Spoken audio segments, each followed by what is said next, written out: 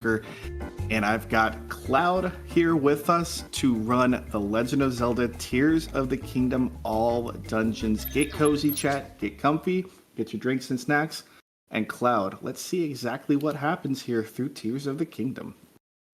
All right. Hello, everybody. Good evening, morning, afternoon, etc. Just to introduce myself real quick, I am Cloud. I am the world record holder in multiple categories. In this game, I also run a couple other Zeldas, Breath of the Wild, and Echoes of Wisdom. I'm super excited to get to show off the Tears of the Kingdom All Dungeons category for you guys. This is my personal favorite category in the game. I find it super fun, and I hope you guys all do too. And joining me in the fun is the incredible Simply Snaps. If you'd like to introduce yourself real quick before we get started. Hi everyone, I'm Simply Snaps. I have a YouTube channel over on youtube.com/simplysnaps. I play this game in increasingly frustrating ways, both for myself and the audience. All right, sounds good. Well, we've got a lot to get into, so we'll go ahead and get started here.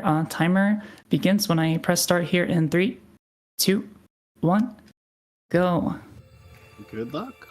All right, so we are off. Very first thing to note here, we are playing on version 1.0 of the game, which is the initial pre-launch version. This is due to the multitude of glitches that this version can offer us. And just about 30 seconds in, basically as soon as we load into the prologue scene beneath Hyrule Castle, we will be treated to our first crazy glitch on version 1.0, which is a climb jump clip to escape the intro.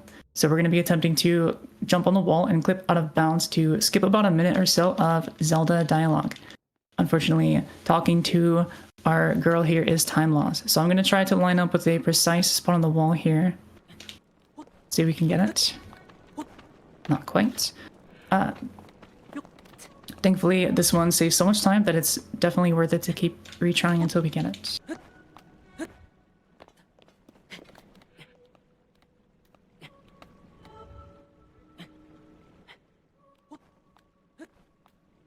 All right, now we're through. Time for some cutscene skips.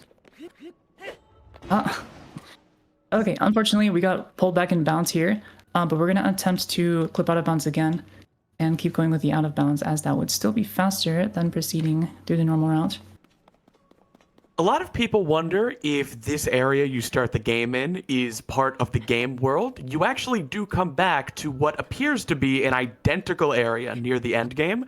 But actually, this is not in the depths or on the surface. It's its own totally unique map that you cannot get back to without starting a new file or loading a file saved on this map. Right, right now, Cloud is just Cloud is just moving through the out-of-bounds labyrinth, skipping all of the Zelda triggers, some of which extend up through the ceiling, doing some jump slashes and then canceling the jump slash through the air. Basically, we just want to get to the bottom of this area and trigger the generous cutscene box for the unskippable upheaval cutscene. Super fun times. And I'll take a little bit of a safe route here since we lost some time earlier. If I avoid out here, it's going to send us all the way back to the beginning. So just for a little bit of marathon safety, we'll run on the top of the tunnel here. And just like that, we're out of the intro. And after that tough trick, our next reward is a 3.5 minute long unskippable cutscene where we get to hear the lore dump about what's going on. And actually now would be a great time to talk about our incentive a little bit that we have going, which is the glitch exhibition for prologue escape. This is a really cool glitch that was just recently discovered a week or two ago by the incredible glitch hunting community that we have over at the Tears of the Kingdom Discord server. So this is something that's been a bit of a holy grail for our glitch hunters for a while, is finding a way to get the link in the prologue out into the rest of the game. Like as Snaps mentioned earlier, this is on a completely different map, disconnected from the rest of the game, that we are normally not able to come back and access at any point. But there was just recently a glitch discovered where we can store the loading zone of a shrine entry and trigger it on Link in the prologue, which will pull him onto the Great Sky Island. And from there, if we complete Recall Shrine first, it's going to provide some really wacky effects and sequence breaks that has some it kind of messes with the game because you're completing the 4th shrine first. So if we meet that incentive, we'll get to show off a little bit of how that glitch works and then explore some of the quirky side effects of having overpowered Link on Great Sky Island and how that sequence breaks the game. So if you're interested in seeing that, please direct your donations towards that incentive. I would love to show this off for you guys. Yeah, I mean, so Tears of the Kingdom, obviously a direct sequel to Breath of the Wild, and you are Breath of the Wild Link at the start of the game with 30 hearts and 3 full stamina wheels, and you really just wouldn't believe all of the things you can do right at the start of the game when you have all of that, plus the flags that are skipped on GSI when you do recall before even activating, kind of the game state as you're supposed to. So someone mentioned in chat that this is the best Zelda opening because you start out maxed out, and it's taking that maxed out game state and bringing it into the game itself that has so many cool unintended results. So if we hit that incentive, there will be an exhibition after the run. Super cool. I personally hope we get to see it just because I haven't really had it properly explained to me in depth, and it's just really awesome. Yeah, it's super fun. Unfortunately, despite the fact that it's kind of like the Holy Grail was discovered, it doesn't have that much use in speedruns because the crucial piece to activating the glitch is being able to view a memory, which you can't do until you get off Great Sky Island. So if we're going leaderboard legal and starting from a new game, making any use of the glitch in a run requires completing Great Sky Island once, and then bringing Link in, and he has to complete it again before you can get off. But it ends up being a lot quicker the second time around, so yeah, I'll be using to note that that's the only way to do it so far. Typically with glitch progressions, once you get a foot in the door, you'd be surprised what's possible. Oh yeah, now the real Holy Grail is if there's a way to trigger it while we're still on Great Sky Island. That would basically bust every category wide Absolutely. Open. Unlike Breath of the Wild, which pretty much every single frame in Hyrule Field, anywhere out of Great Plateau, is constantly running a check to see if you finished Great Plateau and have the paraglider. Tears of the Kingdom's a bit different. There's hope. There's a prayer. So fingers crossed. And here we are in the Room of Awakening. Getting our first key item pickup here in the Decayed Master Sword. We're going to need this not only to cut open the vines and escape the room, but it's also going to help us perform a couple of glitches. Right now, at the very start of the game, no abilities, only 1 item, not even any clothes on our back. We're very quite limited in the stuff we can do. But thanks to this sword, we can go ahead and perform another glitch, or not a glitch actually. This is a glitchless strat called Cog Skip. We're going to attempt to line up on a precise angle here on this wheel and jump onto a higher ledge and escape this room early. First try. Wow, I'm very beautiful. Happy with that. So now, I was going to sell a little bit how hard that trick was, but getting it first try, I didn't really get the chance to talk about it much, so we'll just move on. But yeah, that's a pretty tough trick. So yeah, instead of going down through the kind of Room of Awakening as intended, activating a few terminals and then jumping out after swimming a bit, we can actually come up here, which not only is the faster way out, it also provides access to wings, which are on the top of this Island of Awakening. And spoiler alert, those are going to be useful. There's a reason you're not supposed to have those at the very start. Right. And we're super lucky. You normally don't come back here until you get the warp function, but grabbing these early, it's pretty sweet. Yeah, and I was gonna say, we're pretty lucky these are actually wings and not like a cooking pot or something. Still haven't found a great movement glitch with the cooking pot yet, although I'm still holding on hope. All right, so this part is unskippable, but there is something we're going to be attempting right afterward called Wing Flip. I just want to very quickly go through. This is a very vertical part of the run where we're going to be going down from higher places as much as possible. But we don't have the paraglider yet, so there's actually a bunch of ways to negate fall damage, the simplest of which is just grabbing something. When Link clings to a wall or any object off the ground, his momentum and thus calculated fall damage is reset to 0. So what Cloud's going to go for here is kind of dropping a wing midair, grabbing the bottom of it, getting flung off the wing, and landing on another one without dying fall damage. So let's see if she gets that.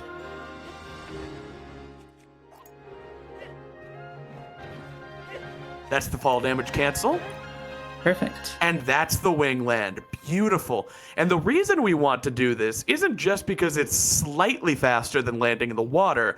It's because we are very intentionally avoiding touching the ground and updating Link's respawn coordinates.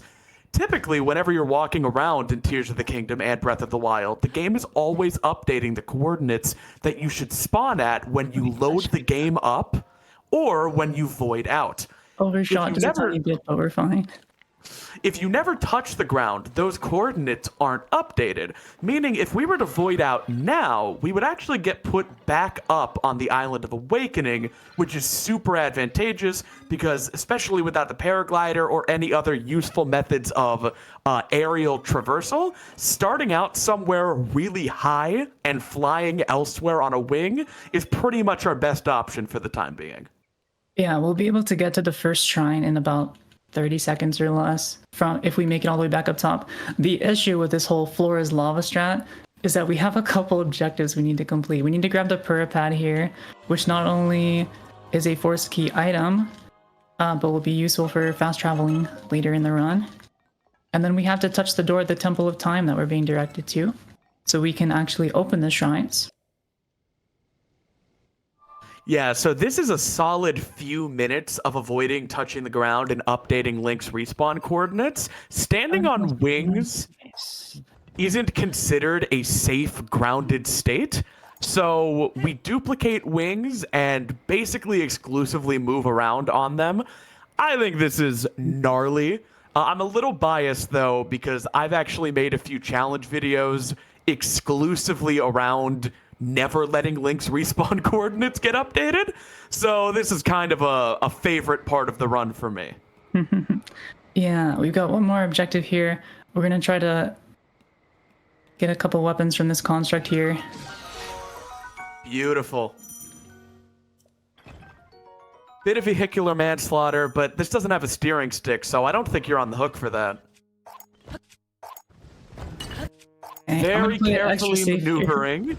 Yeah, I'm gonna play it extra safe here, making sure that the wing actually drops before I keep going.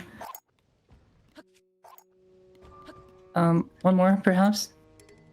Maybe? Come on. Okay, that should be good. It really doesn't matter how many wings she uses here, because we can always duplicate more. That's kind of the beauty of playing on earlier patches of this game. Oh, we might be in trouble here. Nope, we're perfect. We got it. Beautiful. Okay. After a cutscene, you have a few frames to jump off the ground. Oh man, just had to have a nail biter at the end there. Oof. So now I'm gonna be. Oh my god, we don't have time to explain everything. You'll see in a sec. So long story short, if you jump after the cutscene and save, your save has the respawn coordinates of the Island of Awakening, even though you're down on the ground now. We're restarting the game actually because we messed up, and I know it's a live marathon, but we're actually starting over. Slash joke, sarcasm. Don't restart the timer. So what's going on here? That was a glitch called Zuckle, which allows us to transfer objects through saves. I'll come to this wall. And so what we're doing here is we are bringing the Master Sword from the intro back to our manual save on Great Sky Island. So we have to bring a weapon into the intro, that autosave we preserved, which is another reason why it was so important not to touch the ground so we don't lose that autosave. Oh yeah, it looks like it worked perfectly. We're all the way back up top. Whew. Okay, so I didn't even want to say anything, but yeah, that's like definitely one of the hardest parts of the run in the first 10 minutes. I'm glad we got through all that safely. But yeah, bringing a weapon into Prologue gives us access to the weapons inventory, which we normally wouldn't have. Gonna grab a little fish, a snack for later. You And dive then by bomb doing that that, fish. we can perform juggle on this master sword here. The thing about this sword is it's quite special, right? Because it's unbreakable and it's pretty high damage. So this is going to be our main weapon of choice for the rest of the run. It's called the Message Not Found, or we call MNF for short. It's a very incredibly helpful tool used in many categories in this game. So thankfully, we were able to get it out with no issue. Oh, And yeah. we're already here at the first shrine. So, very quickly, before we go into another trick that's going to happen in this shrine, The Message beginning Not of this game Found. is just so jam-packed with stuff to explain. Oh, yeah. So, Message Not Found, part of what's so powerful about Link in the intro is that he's like Breath of the Wild Link from the last game. And that includes a fully upgraded Master Sword that doesn't break. And being able to transfer that into the actual game is super busted. The reason It's it's called super good. Message Not Found is because you're never supposed to be able to access the inventory, and any item in the game that you're not supposed to actually be able to equip or unequip, that's just the default tag in Tears of the Kingdom. So if you were curious about why we named it that, we didn't. But Message Not Found is unbreakable. Normally you can't fuse things to it, but there's a workaround for that, and we stole it from the intro. It's kind of a little teaser for intros, the prologue escape.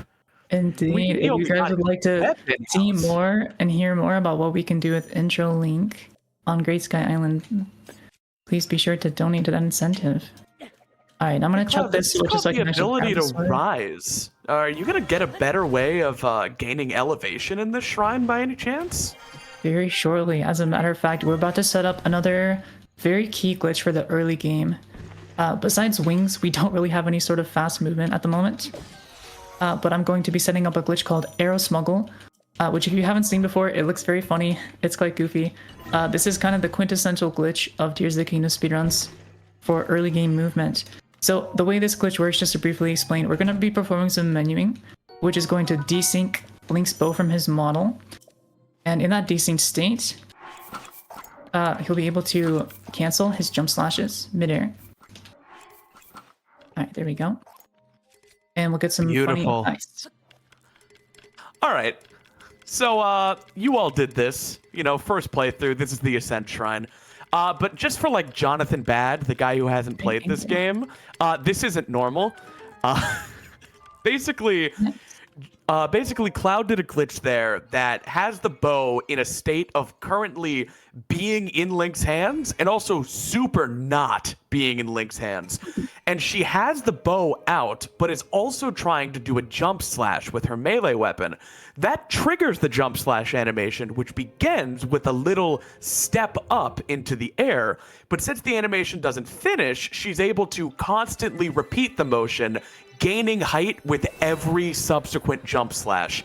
And unlike other tricks in the game like Pocket Rocket, this isn't tied to any kind of fuse or durability. You can do that forever. It's really busted and super awesome. It also comes built in with fall damage cancel. Oh, yeah. It also comes built in with a fall damage cancel mechanic, and it's one of the fastest ways to move if you combine it with other tricks. It's just great. It's super busted for early game movement. Very incredible. But yeah, it is a very repetition heavy glitch, so I do gotta take it easy on my hands sometimes if I'm doing like a bunch of resets during one day. Oh, yeah. She actually taught me over Discord how to do this a few weeks ago, and I did not appreciate until I did it with my own hands just what she's actually doing there. Messing up the timing even a little bit will have Link finish the jump slash animation, which although it goes up briefly, it goes down after that. So you really don't want that to happen, especially when you don't have the paraglider. And so there's our fall damage cancel. Blink and you missed it. We'll be doing a few more. We're just gonna dip into this cave real quick to grab a couple supplies. An extra shield, bombs, and I'm not gonna forget Bright Bloom Seeds. These are gonna come in handy later. So now we're gonna be performing another trick that we call Battery Throw or Battery Trick Shot. And I'm gonna set that up real quick and then I'll explain it. This is just dark magic to me. You can't make it make sense. All right, so what we did there is I threw that capsule in a specific spot to hit a fan below, which triggers the dialogue for this construct to give us the energy cell. This saves about 18 seconds or so because if we don't get it here, we will be forced to get it in a much longer cutscene later on. Oh, I get it. The Zonai devices down there, if you try to touch or activate them, the construct yells at you. That's Exactly. what's happening.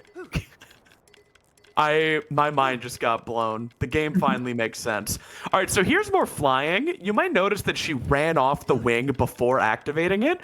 That's because this smuggle flight preserves whatever speed you start it with. And jumping off of a wing is actually one of the fastest natural speeds Link can achieve in this game. All right, a little far, but I gotta grab the tree branch anyway, so we're good. This is going to be for weapon state transfer later on. Yeah, just like that, we're already at the second shrine. The fall damage cancel she's doing is by doing the jump slash one more time and then interrupting it with a dive, which cancels all momentum and resets the height value the game considers you started at, so you can fall gently to the bottom. Yeah, I just do a bunch in a row right there, not because it's gonna cancel more fall damage, but it's just to kind of redirect myself a little bit. Basically, you're tricking the game into thinking that's where you left the ground, and that's where it calculates your damage distance. Something like that. What was I gonna say? Oh yeah, and you notice that we were flying backwards too. So, unlike the first flight we did where we needed to face forwards in order to gain height, as it works in a lot of speedrun tech for some reason, you just go faster by going backwards. I don't know what it is about speedruns that have that. But yeah, it's because the jump slash when you're going backwards gives you more... Oh, that's... more momentum. Oh, okay, well, let's try that again. So are we going to address the elephant in the room? I saw you pick up one bomb flower. Where are all of these bombs coming from? Wouldn't you like to know? We're using a glitch called midair store duplication to quickly dupe these materials. Another trick shot to get that chest here to us quickly to grab the small cape so we can progress in the shrine here. And yeah, we're going to be using a few more bombs. They're super great for movement in the early game, and then we also use them for their intended purposes as explosives later on as well. I think 15 should be a good count. Perfect. Fun fact, we're not just doing this in the water because it's where we happen to be. If you try to dupe like 5 bombs with a shield jump on solid ground, they explode. Okay, not getting the dupe here. There we go. It's so quick and easy to duplicate stuff in this game. It's very nice. So now I'm going to be setting up another double bomb jump into a flight here. We're going to be hovering right below the ceiling in order to try to skip a cutscene trigger. That'll save about 8 seconds. Oh, I might have bunked a little bit too low there. Oh, looks like It's really important to appreciate just every time she's about to hit the ground, she is doing a slight fall damage cancel that keeps her from dying. Like, I just want you guys to appreciate that because you really don't notice it happening, but we're not immune to fall damage. She's got to do that every time. All right, so for our next setup, we're going to be heading straight to Ultra Hand Shrine using a bit of a normalized setup with some side hops and a throwing here. I'm going to focus. This one's pretty tough. All right, so like we mentioned earlier, you carry whatever speed you currently have into your flight. By shield jumping onto an incline, you actually get basically the top speed you can get in the game under normal circumstances, and then that's immediately when she activates the flight and maintains that for the entire distance. So it's just really clever use of the game collision and Link's shield surf mechanic to get across GSI really, really quickly. Perfect. Yeah, that one's super tough, not only because you have to input a lot faster to gain elevation, but there's also a couple really bad lag spikes in that area. There's a bunch of like enemies down below that... You might have noticed she tilted the camera up to load as little of the game world as possible. This is a Switch game after all. We got some Mario 64 strats going on sometimes. 30 FPS on a good day. But yeah, some people say the looking up for lag reduction there is placebo. It might be actually, but it makes me feel comfy. So basically, for the rest of GSI, we're gonna be performing some various setups in different places just to do basically what Snaps was explaining earlier, to maximize our speed on a bomb jump so we can carry that momentum into aero flight.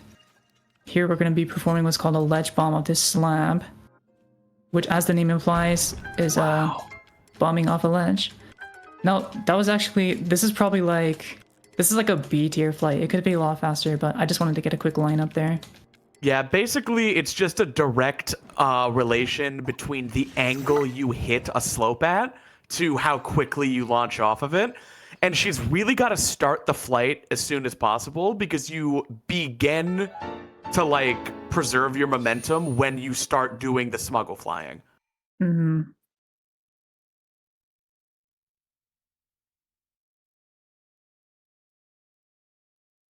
Gosh, it's just crazy how much this route has matured over the past year or so. Yeah, it's been really fun. Before the discovery of Aero Smuggle, we were just like running everywhere. I love OG GSI though. I still think it had a lot of charm. Much more wing flying. Remember the old route where you like went under GSI and ascended up through it? I got a soft spot for that. All right. So when you're flying like that, it's just so easy to slip your fingers and become a brick and just fall down with a useless hitbox. So that's why Cloud is being quiet when doing those like high stakes flights. It's one thing when you're in a shrine and like maybe lose a few seconds, but if you're above a bottomless pit or you could die of fall damage, you've really just got to lock in. Mm-hmm. And for that setup specifically, and the one to Ultra Hand, I'm barely even watching Link. I'm mostly keeping my eyes on the minimap in the bottom right corner to check my angle and my elevation. So like I know the elevation that I need to clear to hit the platform that I want to land on. And so I'm aiming to trigger that, and also for looking for a visual cue so I know when to drop the flight. You have about one wiggle room of input, two maybe. If you go, there's definitely a chance that you can overshoot and just land in the void on the other side there, so gotta be careful. It's also really important to note, she mentioned the angle that she's going. She has far less control over that once the flight begins. You basically are committed to going in whatever direction you're going. You can turn Link, you can turn the camera, but all that actually influences is how quickly you lose your speed. The only way to stop going the direction Link is going is to completely halt your momentum and then do a jump slash in another direction, which is really slow. So Yeah, it's really important that you line these up correctly. It's now just a little bit of dialogue here where we are unlocking the ability to fast travel, which we will promptly use. So you'll notice since we performed cog skip at the beginning, we didn't activate the portal that would normally open that warp point. But fortunately, it's just a cosmetic and we can still warp back even though we didn't grab that. Back in the day when that trick cog skip was first discovered, we were like, well, can we even do it if we can't, like, you know, warp back here at the end? But it turns out that there's no issue. And fortunately, we don't have to do cog skip a second time. Imagine if you had to do Flora's Lava for all of GSI to void out and spawn back up here. That'd be a dream come true. That would be like a frame perfect jump after every shrine exit. I know. It sounds amazing. Speaking of which, oh my god, I still can't believe I nailed that jump at Temple of Time earlier. Oh yeah. If I had not hit that, we would have lost about 3 minutes because I would have had to go watch the title cutscene again, get the pad again, fly out, do a wing flip again. Game respects game. I know how hard that jump is. Like, you really don't have much time after a cutscene to preserve your old respawn coordinates. Yeah, so this shrine, it's they want you to use recall, but what are you gonna do? We'll use it at the very end. There you go, Nintendo. You're welcome. We did your little puzzle. 27 frame perfect inputs per screen, several screens in a row. Yeah, exactly. What sounds so hard about that? I mean, the game's only 30 FPS, right? So it's just a 30th of a second. Yeah, exactly. But with that, we have completed all 4 shrines, so now we can get off the tutorial island. Our last order of business is just going to be head back to Temple of Time, and we'll be able to get on with the rest of the run, completing the dungeons. Here, I'm gonna run up to the wall before I warp. This is just a little bit of a low minute strat to give the game a little bit more time to load before we actually get the warp in. This gives you about 3 to 4 seconds faster load on average. God, these two games are so weird like that. Like how in Breath of the Wild, you're supposed to wait for a certain text trigger before skipping the shrine cutscenes, because it like makes the map load a second or two faster every time. We still got a bad load on that one. It's okay. No Dang. worries. Yeah, so for Breath of the Wild and Tears of the Kingdom, there's only really 2 states of the game. There's the overworld and there's shrines. While everything isn't visibly loaded, the entire game world is loaded at all times, and that's why warping takes as long as it does. So any little trick we can do to make the game load back faster is definitely advantageous. Mm-hmm. Alright, my shields actually lasted quite long. It's gonna make us all the way through GSI, which is perfect. That's a good shield. Thank you, old wooden shield, for your service. But you could dupe it if you needed to, right? Mm-hmm. Hey, Alrighty. while we've cleared the tutorial island, do we have a moment to kind of go back over the current incentive here? Mhm. Yeah, for sure. Well, we do have the 2 incentives open. First, we have that open bid war for the Pagel Fevers file name. Runners for the race tomorrow, the world debut race of Pagel Fevers, will use a file name that you select with your donations. It could be up to 11 characters with no special characters. So get your donations in for that. That will be happening tomorrow afternoon. And double time, you get not only if you donate towards that bid war, you also get to help us push towards our $3,650 milestone. If we can reach that before the end of the run, Cloud's going to showcase a massive glitz exhibition for the prologue escape to have Link at full power outside of that prologue. We talked about it a little bit earlier, but we've got to see it. We've got just about 2.5-ish hours, maybe, if we're lucky, and we still have just under $250 to get there. So chat, I know we can get there. Please, let's get that let's get that incentive met. I want to see this glitch. I want to see what this looks like.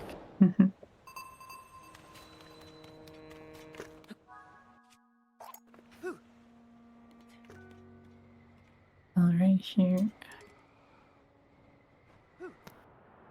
So, All right, so what are we doing? that cutscene that we skipped directed us to head to Lookout Landing, which you can see in the distance there. So we gotta go there to meet Pyrrha, grab the paraglider, and get our dungeon quests. But first, we're going to be picking up another incredibly useful item for the rest of our run, which is rockets. If you'd like to explain what we're going to be using rockets for, I would appreciate that.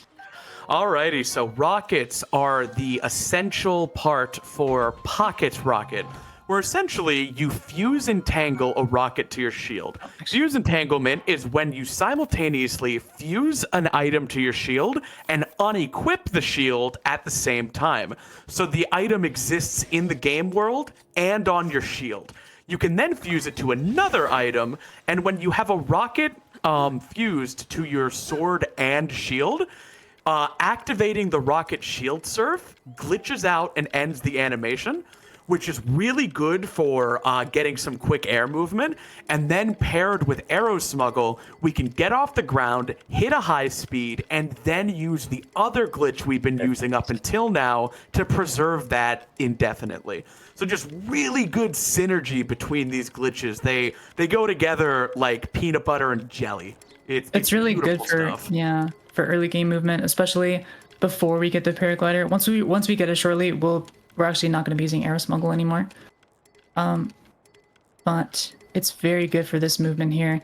And I had to log in for a bit there. There's a mount we need to clear over a very laggy area, so the flight is very prone to dropping there. But Oh yeah. Thank you, Snaps, for covering the explanation. It's important to note that the old wooden shield we have can only do about 10 or 15 pocket rocket puffs.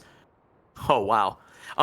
So This is the we would lookout not landing have lag load, whatever you we want to would call not it. have been able to fly over here with just the shield. The arrow smuggle is really kind of the goat of this little travel. But we're going to be getting the paraglider in a minute, which preserves your speed to a certain degree. It's not like Breath of the Wild, which didn't have a horizontal speed cap in the air, but you can still go pretty fast with it. And if I'm not mistaken, we're also going to be getting a better shield, right? We are very shortly. And another thing to note about Arrow Smuggle, I guess, well, we're not going to be using it anymore after this part, but if you go for too long of a distance, there is actually a bit of a momentum decay, so you will slow down naturally at some point. I don't actually know why that is, because there's no speedrun where you have to do a flight long enough to encounter it, so I'm not too familiar with that mechanic. Yeah, so Arrow Smuggle has served us well, but once we get the paraglider and have Pocket Rocket and a shield with essentially infinite durability, it's basically like served its purpose, and we're going to have better tools to get the same result. The paraglider is useful for basically instant fall damage canceling, if you want to look at it like that. And then the Hylian shield and pocket rocket is going to be all we need for quick travel through the air. And we're going to have a few other methods of moving even faster that also involve smuggling something, but not for this. Oh, we'll get there eventually for sure. So last flight here. This flight actually used to be one of the hardest parts of the whole run, but recently there was a strat developed to make it a bit easier. So there we go. We're just gonna talk to this captain here. This is just a required point in the quest progression, getting the paraglider and unlocking the dungeon quests. You can actually complete the dungeons without the paraglider, and the quest. Save for the last two, which is Hyrule Castle and Spirit Temple, you do need the regional phenomena quest that we're working towards here to be active to access those two dungeons.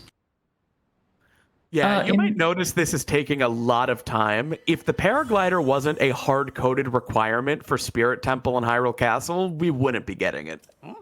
Right. And actually, I was about to say the all main quests speedrun for this game just got a new route that does the first two dungeons before getting the paraglider. Yeah, I mean, the paraglider is an essential step of the ultimate quest that's required for Spirit Temple. So really, we just get it as a consequence of needing something else. It's nice to have, but ultimately unnecessary. Hey, what are you doing to your club? You're going to break it. That's the point. Well, actually, we don't want to break it. We're just damaging it down to 1 durability because we're going to perform a glitch called Weapon State Transfer, which transfers the 1 durability of the tree branch onto our Message Not Found Unbreakable Sword, which will give it the crit hit on every attack. Okay. And remember, Message Not Found has infinite durability. So even if it's down to 1 health, it won't break. But it will permanently maintain the double damage crit strike that every weapon has at critical health. So it's basically just a free double damage buff for the Master Sword. Okay. We're not even going to try to explain everything that's going on here. You can get a 4-year degree in Zeldology if you want to understand it all. Okay, just need to focus for a bit. So basically what we're trying to do right now is we're trying to create an extremely powerful Message Not Found with multiple things fused to it, a critical damage state so it does the bonus final hit damage, and then we're doing another trick that duplicates it so we have multiple Message Not Founds in our hands at once. So we're making a version of the sword that already does far more than 30 damage, and then we're multiplying that by about 6 or 7. How many do you actually hold? We're doing 8 of these, what we call dynamic circles, and I had to really focus there. If my count is off, it's going to mess us up a lot later on, so I had to make sure we get the count right. There is actually an upper limit for if you juggle too many swords. A lot of very important game mechanics stop working. and you really don't want that to happen. The game is actually impossible to beat in that state, so you just got to be careful. I accidentally duped the wrong shield, so we'll just do that instead. Wrong shield, get rid of that.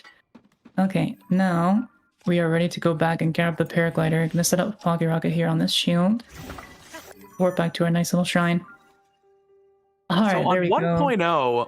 on 1.0, Pocket Rocket doesn't actually exhaust any of the rocket's charge, but it does still use up a bit of your shield's durability every time you use it. That's why we actually went out of the way to get the Hylian shield, because for all intents and purposes, it has infinite durability. In a normal run, basically, you're going to be able to Pocket Rocket as much as you want, and you can also duplicate it anytime you need to. The old wooden shield, we would have to be duping and fixing almost every 30 seconds. That's really just the gulf between the two. The Hylian shield is incredible. Pretty much. Oh, hello, ladies. Don't mind if I drop in. So yeah, now we're ready to get the paraglider here. A couple cutscenes and such coming up, so if our lovely host has anything for us, now would be a good time. If not, no worries as well. Well, yeah, I do want to remind everybody here as we are kind of getting ourselves close to that hour mark here. You are watching Running It Through Wonderland. This is a speedrunning marathon from Mutual Aid, benefiting our friend Alice as she prepares for gender-affirming surgery in February of 2025. We will be live on this channel every day through Sunday, October 20th. If you want to see the full schedule, just type in !schedule in the chat. You'll be able to see what we have going on tomorrow and Sunday. We're raising money to help with the costs of Alice's gender-affirming surgery. The costs of surgery can be very high when you factor in things like hospital stay, travel, and life accommodations one would need while healing from a big procedure. So if you want to help out, type !donate in the chat. Your donations, you can put them towards the Peggle Fever's file name bid war, which also will go towards our milestone, which we want. Again, we want to hit that $3,650 milestone by the end of this run in order to see that prologue escape glitch exhibition, so we can get Link fully maxed out, full armor, unbreakable sword very, very early on in the game. I really want to see this, but chat, we don't have much time left. Just about 2 hours to get that $250. So I know we can do it. We can get there. Let's put our donations in. Let's see if we can't help out Alice even more.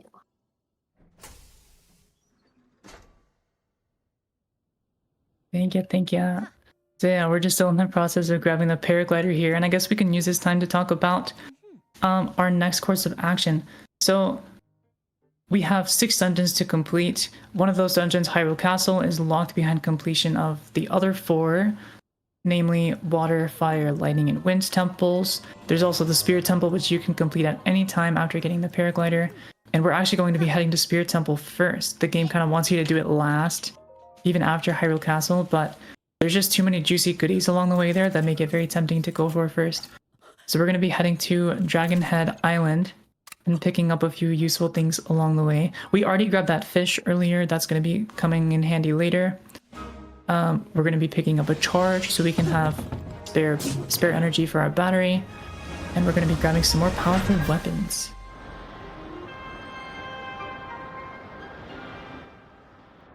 Also, hello, Light Dragon.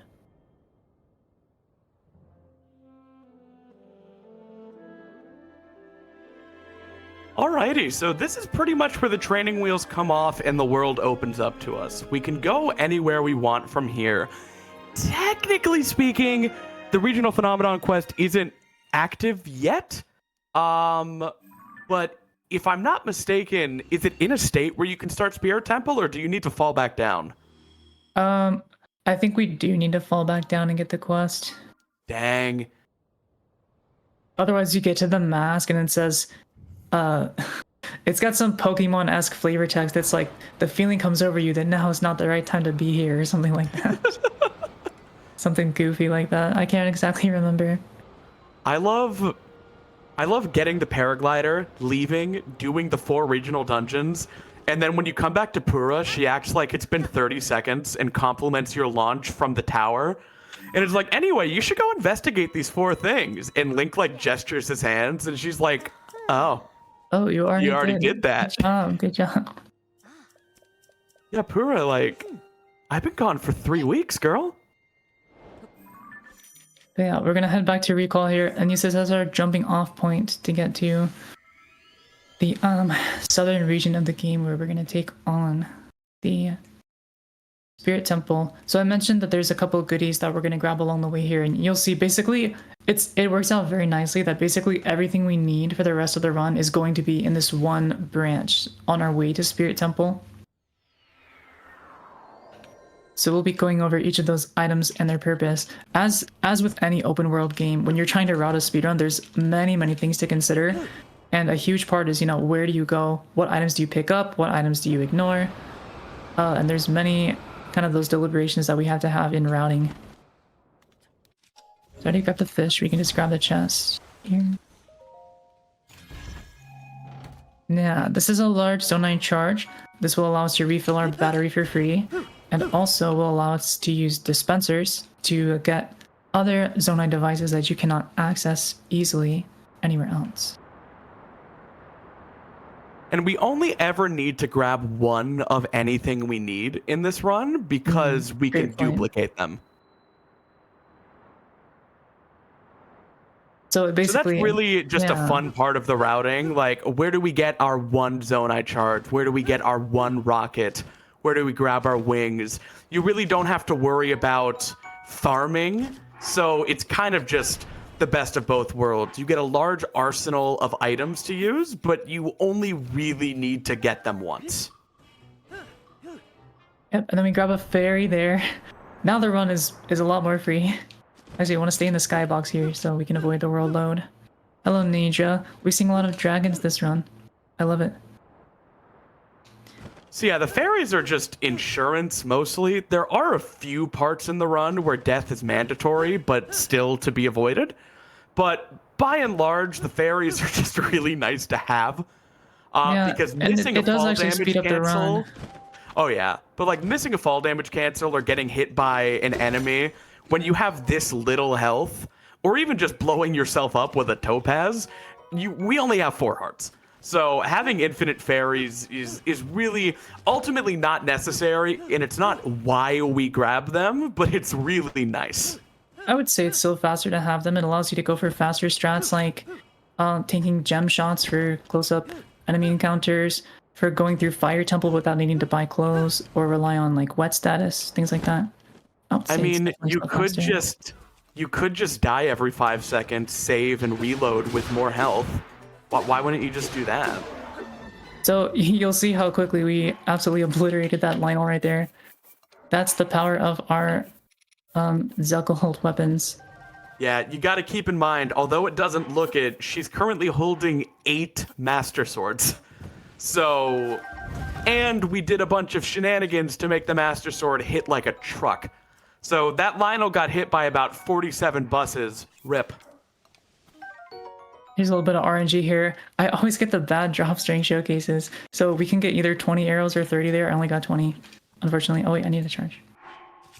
So yeah, this Lionel is really conveniently located because we're about to jump up to where the Spirit Temple quest begins.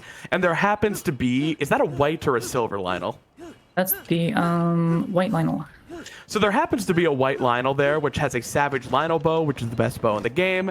And white Lionels have very high damage horns. So just the fact that it's right there, it's almost too perfect. Okay, well, didn't even have time to explain that. I think we got it first try. That's a pretty tricky strat there. Hold. All right, we're in. That's actually a glitchless strat that we took from glitchless speedruns that we call early mask.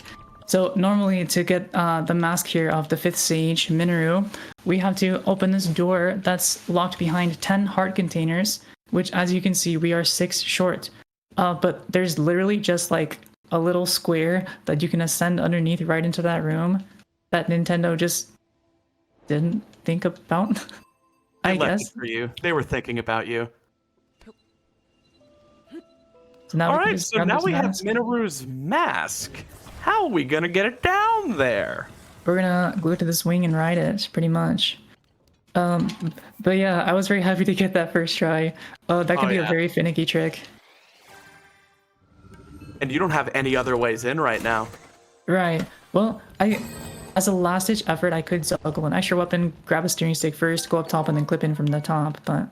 All right, so we grabbed a few want that. carts and a steering stick, and that's all we need. Get rid of that fan.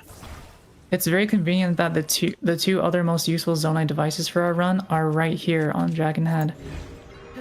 You keep using the word convenient, but like Nintendo knew you were doing this. They're looking out for you, Cloud. Apparently. Alright, and now while we're on this little leisurely wing ride, we can take the time to duplicate some more of our devices here. Perfect. While we're duplicating, do we have some time for some updates here? Oh, For yeah. sure. We're just going to be adding into a couple of cutscenes after this, so perfect. All right. Well, that's actually a fantastic timing because we have just breached the $3,500 mark. We are less than $150 away from getting that glitch exhibition. I want to give some big shout outs here for a $50 donation from Pixel Chonk, who said, Alice is the best girl, so why not affirm that? And again, that goes towards the file name bid war for Peggle Fevers. That is going towards Alice Rules as the file, as one of the file names. So thank you so much for that, Pixel Chonk. We also had $50 from, hey, our friend Simply Snaps. And she said, I want that exhibition. And simply, can you confirm that we want this exhibition? I want it. Don't make me fund the whole thing, guys. Help me out. I need that exhibition. Well, you've heard it here. We can confirm from the source herself that we want that exhibition. We're only $150 away here, chat. And again, we just have just about 2 hours to meet it. I know we're kind of waiting there last second, but we can really do this. Let's see if we can't keep pushing forward. Do you want to see a big boy Link beat GSI? A strong, well-hydrated, calcium, drank his milk boy with 30 hearts and 3 stamina wheels. I'm speaking nonsense. It's 12:30 in the morning. And chat, if we get that incentive, we can get even more nonsense because it'll be even later at night. Let's go for nonsense. Let's see Hang how on, deranged wait a we'll get minute. by the end of the run. Oh no. All right, so here we are at the Construct Factory, one of the 6 dungeons in the game. We're going to be grabbing Minoru's beach bod and assembling it so she can help us out for the rest of the run. Really kind of the fastest of the main 5 dungeons with the glitches and tricks that we have at our disposal. We just go to the 4 depots, grab what we need. Oh my gosh. Is it going to go in? Are we going to get the hole-in-one? Not quite lucky today. Yeah, but could you imagine?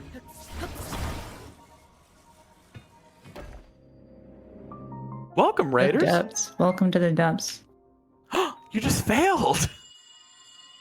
Your all dungeons, no depths run is over. Alright, I'll have to take that loss then. Link, Wow. his chosen protector. So yeah, a little bit of cutscene here. She's gonna, like Snaps explained, we're gonna have to go to the 4 depots and grab these body parts, and we're gonna be making use of those bright bloom seeds I ground earlier. And I guess now's a great time to start setting up the glitch because it's gonna go by so fast. What we're going to be doing is using a glitch called equipment desync.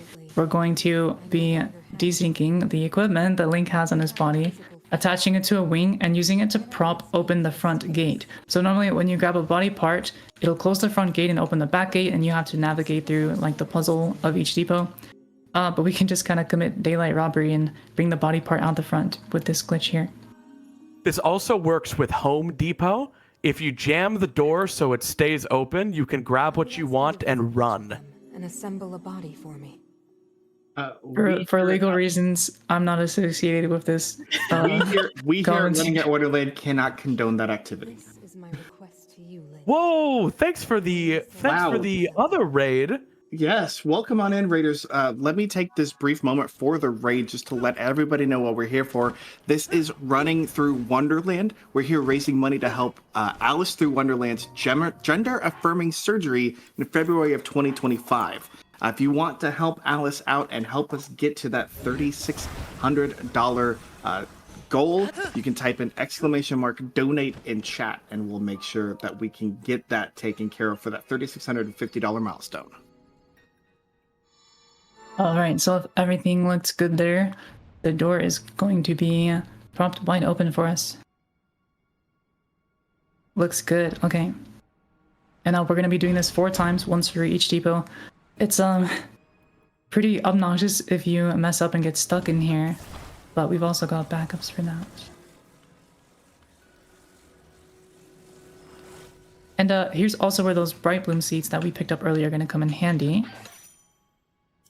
When a bright bloom seed is attached to a object, it increases the radius from which that object will not despawn. So we're going to be able to launch this over to the main area, hitch a little ride, and then head to the next one. And once we get there, it'll be waiting for us. That's optimal. It's important to note that different objects attached to other things actually have different distances you can go. If I'm not mistaken, the item you can stick to something to keep it spawned the longest is a star fragment. Star fragment and dragon parts, I believe. Yep, they essentially don't despawn. They still do, but it's not going to happen. Which makes sense from like a gameplay perspective, right? Like if you shot the part of a dragon and it goes flying halfway across the map. Yeah. Well, those are the 2 items that fly through the air, and you're supposed to spend like a minute or 2 tracking it down. So it makes sense, but it's also just a helpful consequence of sticking it to something with Ultra Hand. All right, so we're committing a bit of robbery, but it's fine because it's just a bit. It's for the princess, we'll put it that way. She commissioned us. It's for the princess.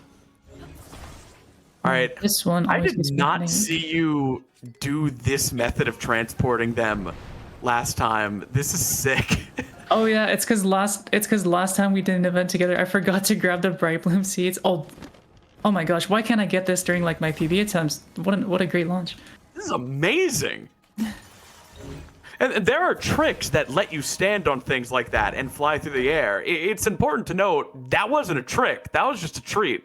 It was just actually doing that. Yeah, normally it lands quite a bit further back and I have to walk it a ways. Got super lucky there. That's actually like BTT. I'm gonna have to go back and clip that and study it for science.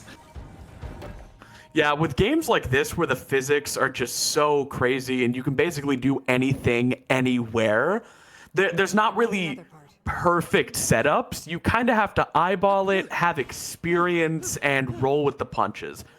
This game does have some normalized movements. That's a term for an action you can take in a speed game that yields the same result every time.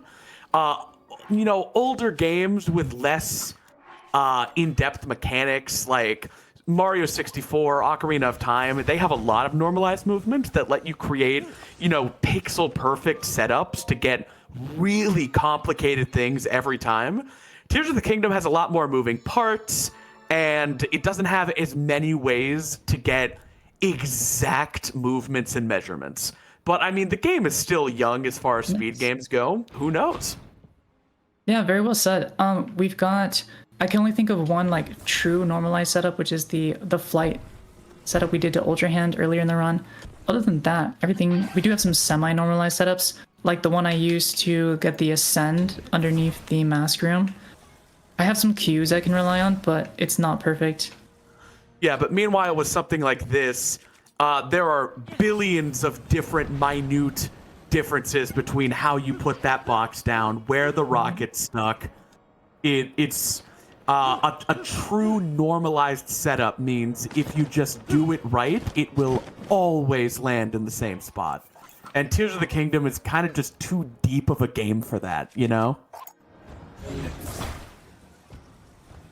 Are backflips normalized in this game? Good question.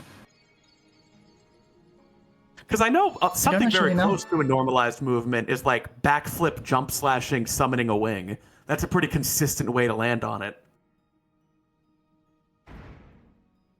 Variety is the spice of life, though. Tears of the Kingdom, part of what makes running it so impressive, and, you know, as someone who definitely doesn't play this game at the same level as Cloud or some of the other talented runners in the community, that. but I kind of know how to do enough to understand just how nuts it is, what these people are doing.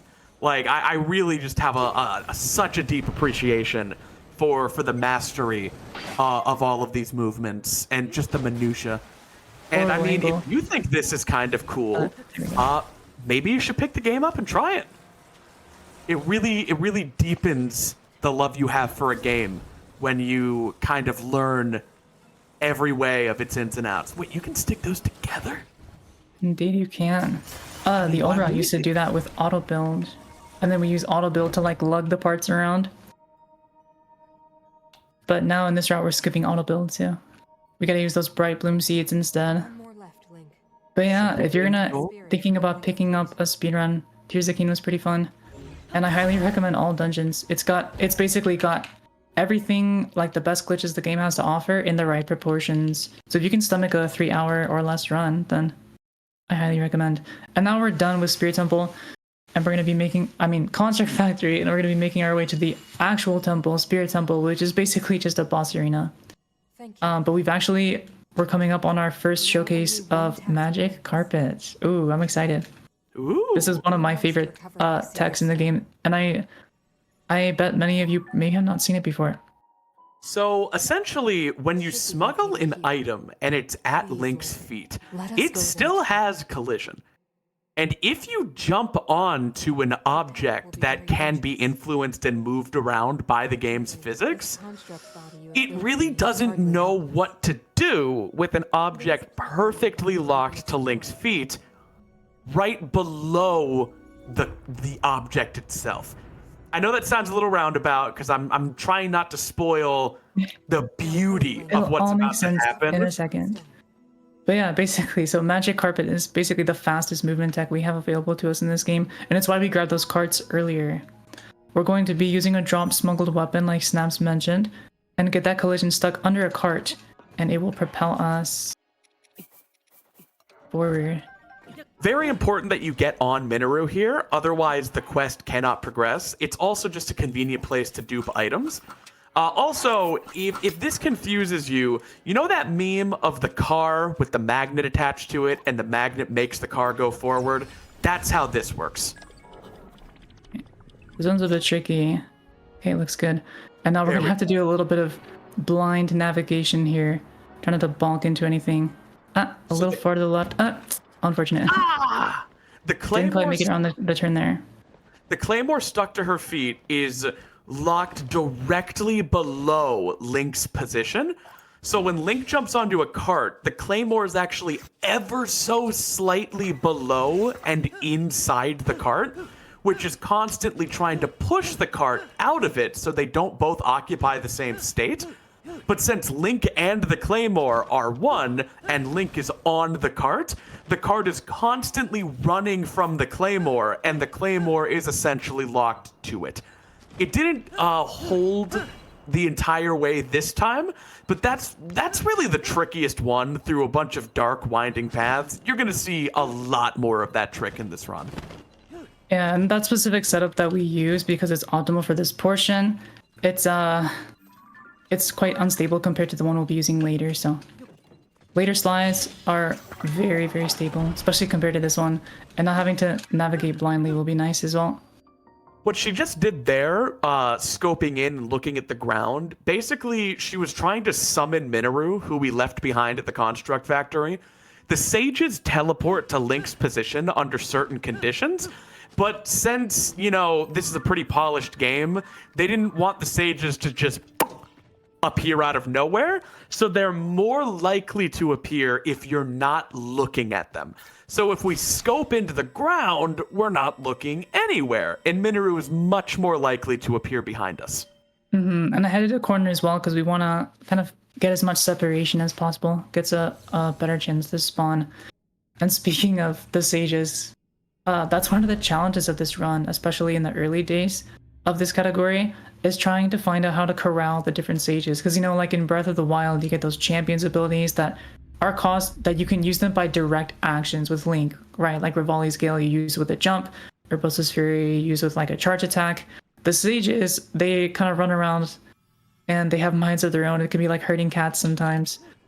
However, there are basically somewhat consistent strats we have come up with to get them to spawn in where we need them to, and we'll get to each stage as it comes because we kind of need them to complete each respective Minoru's dungeon. a Slenderman fan. Yeah, that's true. All right, well, if you thought that Lionel fight went by quickly, we're going to be annihilating this guy as well. Seized Construct. And... oh... To explain It's very what's happening satisfying. here, Seized Construct is supposed to be defeated by stunning it and knocking it into the electric barriers on any side of the arena. However, hitting it does do a tiny amount of damage, just a negligible amount.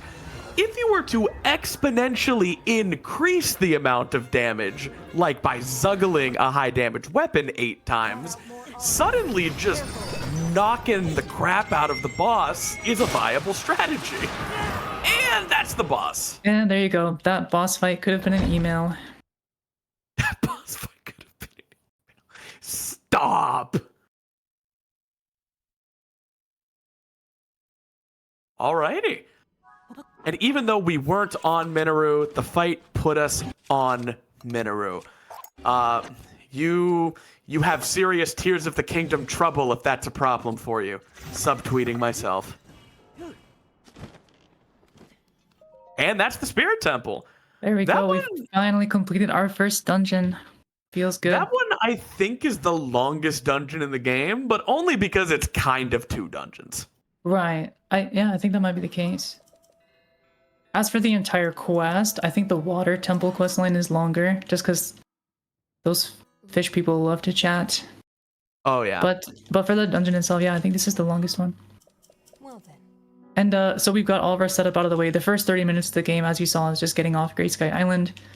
Then we spend about 20 minutes or so doing some setup and getting the paraglider, all these items and such. Another 20 minutes completing Spirit Temple. And from now on, we're just going to be rushing the rest of the dungeons, going from area to area to complete the respective quests. Yeah, now there's basically nothing stopping us from tackling the rest of the dungeons. I do believe we have about a minute before something else happens, if you want to chime in. Oh, well, absolutely. I've got just the perfect thing for you. We've got a $5 donation from Ooh, Look, a Slime. And they say, hope this surgery goes well. I love Tears of the Kingdom and Breath of the Wild. I do too. Same. And for those of you just joining us, we do have a donation goal for a Tears of the Kingdom glitch exhibition right after this run. $36.50. We're going to be showing off a brand new trick that was just discovered a few days ago. And it is cuckoo bananas.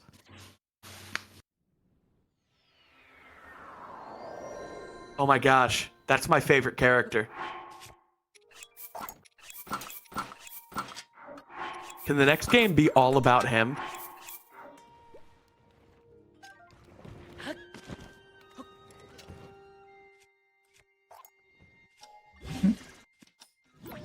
So now we're just performing that same magic carpet setup as earlier. However, this one's going to be a lot more stable and go a lot faster because we have a cart fused to our claymore that we're using as the drop smuggled weapon.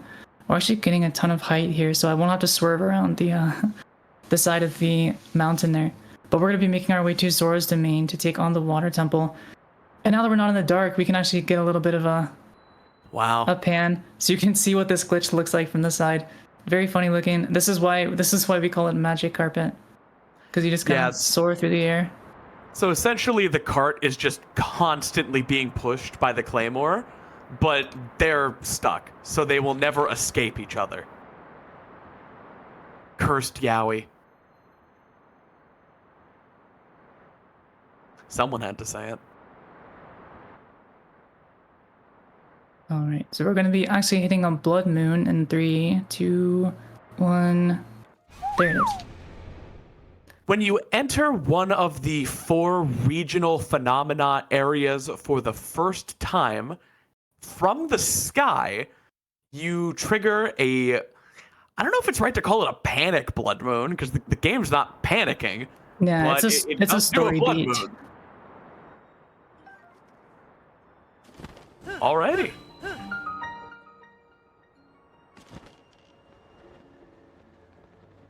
God, the game's trying. It's really trying. Yeah, we talked a little bit earlier about tactics we can use to mitigate like the loading times in this game, and these world loads that we get are no different. Since we're moving so fast, the game's trying to keep up by loading in everything as we go along.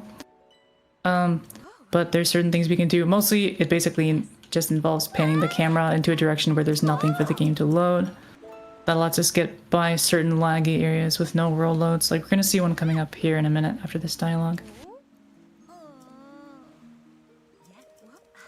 But yeah, the quest line leading up to the water temple, it's just kind of running a lot of errands. We go talk to Sidon, who sends us to fix the slate, and then we get the king scale, and then we have to shoot the king scale, and then we go through the waterworks, and then we climb the waterfall, and then we can enter the temple. Did I miss something? I did. We have to fight the creepy sludge-like. The slurp-like. You know, I just had a cursed thought. There's probably going to be a re-release of this game on the Switch 2 that runs at like 1080 60, but it's probably going to be version 1.3, which doesn't even exist yet. But like, I can't imagine them making a 60 FPS patch and not fixing all the stuff they left behind. That would be the best version to run for glitchless. That's something. Yeah, for sure.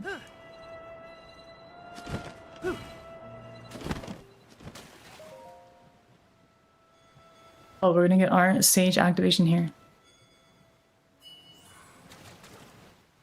Huh. And actually, I want to turn Minner off. Put her back in her little Pokeball, because she can get in our way and mess us up quite a lot. She can actually soft lock you, and I won't go into the details of how just quite yet, but if she gets in your way, there's a chance that you could soft lock the game and have to close it and restart the game. So we're just going to make a 0% chance of that happening by putting her away. God forbid women do anything.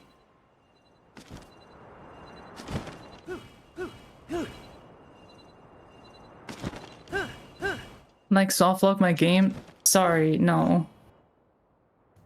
Wow. No, thank you.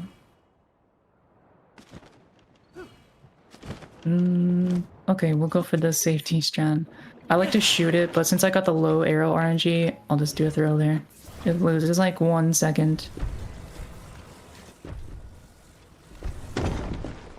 Nice. Having low arrow drops isn't that big of a deal. It just gives you less room for error. A lot less room for error. I mean, you have some amiibos on the table. True. Swipe a But, few of them. That's exactly right. Gas Keep Gate Boss Girl Light. You just don't like a girl boss soft locking your game. Okay, do you want a girl boss to soft lock your game? And this is not a metaphor for anything. Don't read into it. I was about to say, I'm not answering that.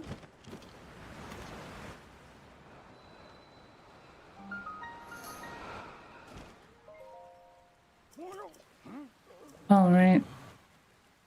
I guess it's worth mentioning that during the Water Temple questline, it's kind of frustrating as trying to route this game, because basically, like I mentioned, we're just kind of running around doing these little errands here with some fast movement in between. And we could totally sequence break the entire first half of this quest that we just completed if we were able to get this item king scale from some other source, get it early or somehow. Because if you use the puzzle that requires king scale, the game basically just updates your flags to that point in the quest, and you can just go I was from gonna there. ask that if you like hacked a king scale into your inventory, if the quest would just progress from there. Oh That's yeah, really it's been cool. tested. That's a lot of people ask often, like, how did anybody discover this? Well, like a big part of glitch hunting is knowing where to look. So you're looking for weak spots in the game's armor. Like, there's no reason going down a rabbit hole that you know isn't going to lead anywhere. So that's a great example of, like, we know if we could get this item early, it would save a lot of time. So that actually incentivizes trying to get it early. So, like, hacking, mod tools, experimentations that are outside of what's possible in the game can still be very beneficial for the game itself. But unfortunately for us, that king skill is more or less a key item, because that is the one place to obtain it in the game is from the king, and you have to go through that quest before he gives it to you. I wonder if maybe there's just some Ocarina of Time about a year or two ago got a glitch called text displacement, where you can basically trick an actor that gives you an item in a part of a conversation into thinking you're in a later part of its conversation and giving you its item when it's not supposed to. I almost wonder if, like, maybe someday there'd be a way to get the king to give you that item without doing all the other prerequisites. That seems like the most, you know, likely avenue, if still pretty unlikely.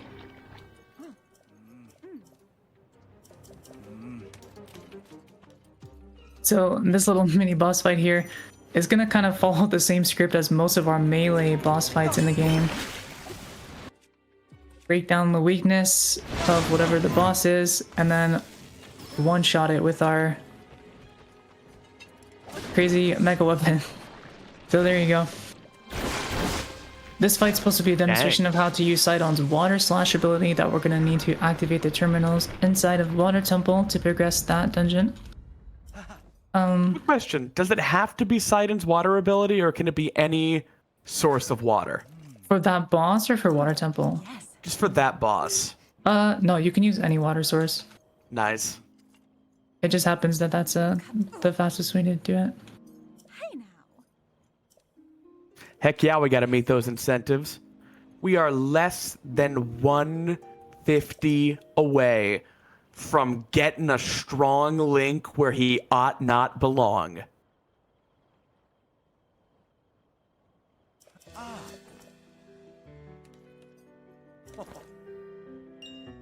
And speaking of that, our current open incentive is going to be a bid war for the file name in Peggle Fevers.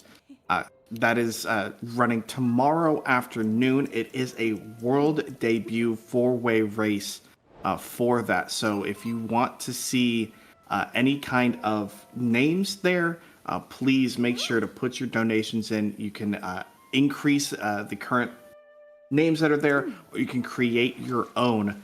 They're all there. It's all available when you do use that exclamation mark donate and donate towards Alice. Pego my ego. That's the one. So there we're turning in that fish that we ground all the way at the beginning of the game for the Zora armor. Not only is it useful for helping us climb waterfalls quickly, one particular heading up to the water temple, but also later on for the Gerudo town section, if you go into the city without a shirt on, they will throw you in jail. They don't care if you're wearing pants or not, just a shirt. Just put on a shirt and you're good to go. So we need to grab an armor piece anyways, as kind of like a requirement for this run. And Zora armor just so happens to be the fastest one because it allows us to, it has that dual, it's quick to grab, and then it also has that dual effect of letting us climb the big waterfall to get up to the sky. I understand their they're thinking there. Because, like, think about it. He's wearing compression shorts. So, like, a shirt would be more important to me, too. Like, I think there's a whole different world between just wearing compression shorts and, like, having shorts and a shirt on. That feels way less naked. Hey, at least they let him into town this time. Oh my god. Listen, in Breath of the Wild, it's an all-women society, right? But do they ever stop someone who identifies as a woman from coming in?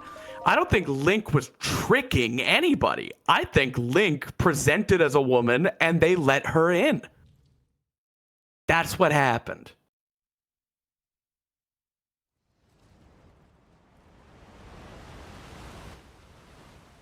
And for some reason, Gorons are allowed in. Don't think about it. I'm trying and failing now. What I don't understand about that is, even if Gorons are, like, physiologically sexless, like, they're rocks. They come from rocks. That's canon. They still have genders. They're all he, him. They're all brothers. So, like, they shouldn't be allowed in. I'm asking the real questions here.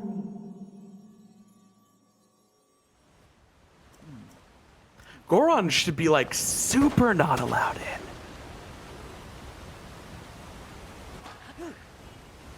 I mean, unless that's the one they, them Goron.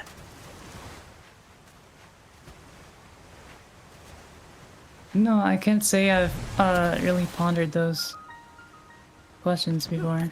Well, I mean, I see the game different, you know? Like, I see the ones and zeros. So using our rocket jump here in low gravity is super, super nice. It gives us quite a good extra boost. Oh, yeah. I've famously gone on record saying pocket rocket and low gravity go together like bread, and your favorite thing you put on bread.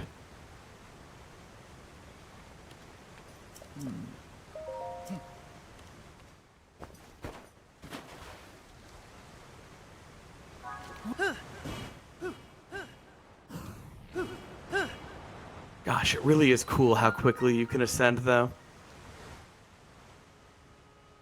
Alright, so here we are, Dungeon 2. This one, much faster. We have Pocket Rocket and Low Gravity. This is not a system of caves with gates that need circumvented. The 4 goals are just all right there. Well, there's definitely still some gates that we're gonna need to bypass. So these water terminals here, there's 4 that we need to activate to open up this main pedestal to find the boss. And each one is locked behind a gate with a puzzle, and we are going to be completely chasing 3 out of 4 of those puzzles. And you know, I just realized, did we even talk about overload at all yet? I think we might have briefly mentioned it. So another nice side effect of having these 8 Master Swords stuck to Link's hand is that it's basically kind of pushing the game towards a state of overload, which basically just means there's not enough like working memory left to accomplish certain actions. So if we are in a state of overload and we try to mount a steering stick or similarly mountable object, it will just ignore all collision and will clip right through the floor. And that's what we're going to be doing to get into most of these gates here in the water temple. And that's also why I mentioned earlier that we want to put Minru away, because as she is a mountable object, if we ride her in a state of overload, we clip right through. And as Minru disappears, when you go away from her, Link is kind of attached to her, and then Link also disappears. And it's like getting cold, basically. Which is more or less a soft lock. We can't warp away, we can't do anything, just gotta close the game, so. What was the straw that broke the camel's back there? Did you do that at Lookout Landing? What do you mean? Like, when did you overload? Because you got on Minoru at Construct Factory. Oh, we overloaded when we shot Sidon's bubble. Gotcha, okay. And there you go. Okay, I need to focus here. It's important to note, if I'm not mistaken, you can't beat the game with overload because Zelda is one of the objects that breaks. Right. Um, When you're riding the light dragon at the beginning of the final boss battle, you just end up in a state of infinitely clipping. Yeah, so if you still have overload at the start of the Demon Dragon fight, Link will just fall through Zelda and soft lock. So we are going to have to end this before we finish things off. Not quite. Actually, we're at the perfect balance where we're in a state of toggleable overload. And what that toggle is when I pull out the bow. Okay, too slow here. This optimal terminal 2 cycle is very tight. We're gonna miss it by like 1 second, I think. Yeah, just barely missed it. So now we gotta wait for side on. That's a strat I came up with. In addition to basically everything in this temple. Oh my god, that happened again. No! It's alright, we'll just clip back in. And then he'll come out. In theory. Yeah, if you don't get that optimal cycle there, you gotta wait for him. It can lose you anywhere from 5 to like 20 seconds. Just depending on if he chooses to cooperate with you or not. And more often than not, he does not like to help out. Oh, a little too far there.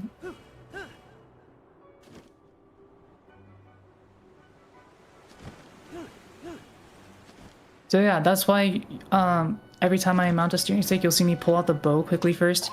That's because I'm not in overload right now, but once I pull out the bow and the arrow loads in, I will have reached overload. Now, Nice. There he is.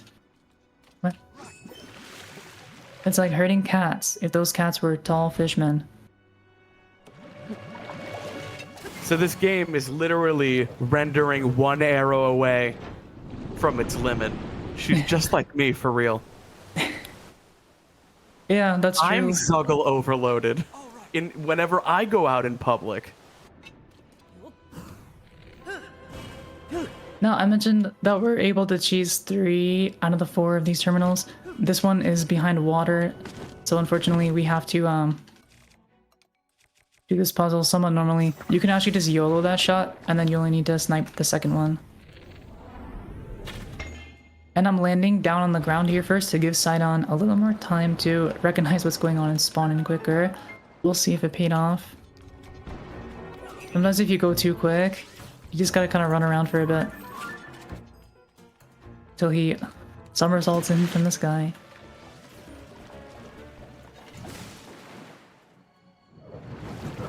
And there we go. That's the main section of the dungeon complete. I'm just gonna go on and fight the boss, and we'll be ready to move on to the next.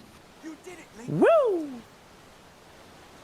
The dungeons really start I just muted myself. The dungeons really start to fall like dominoes after Spirit Temple because all of the setup is done after that.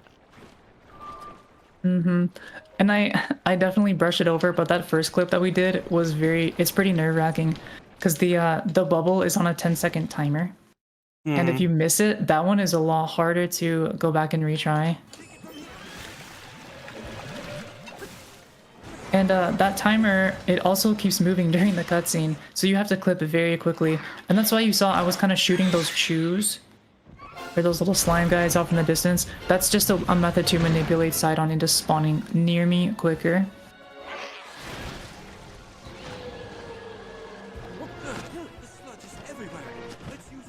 But yeah, just so like every boss in the game, we're just chipping away at the weak point so we can one-hit KO. Muktarok isn't even a boss. I think he just lives up here. He's just a little guy, you know? He's Trying just to, a scrungly bungus. And that's Water Temple. 2 down, 4 to go. How are we on time, by the way? Doing great. We're Muktarok's looking, death. we're looking just over a minute and 20, or an hour and 27 minutes. So it seems to Very be nice. about halfway there to get to our $3,650 incentive. We can do it.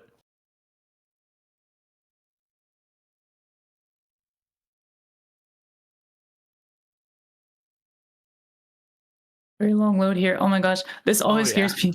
One time, I don't know, my Switch was just cooked that day.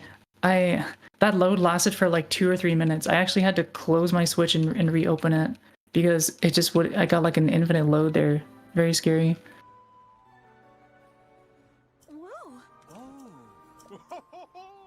There are a few loads in this game where it goes just long enough that your heart kind of stops for a second and you're like, wait a minute, and then it loads.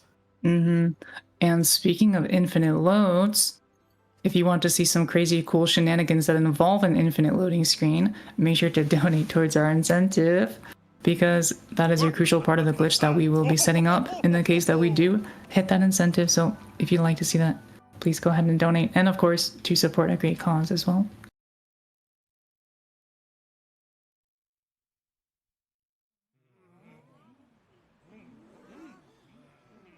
All right, I'm gonna keep it 100 with you. I gotta go refill my coffee.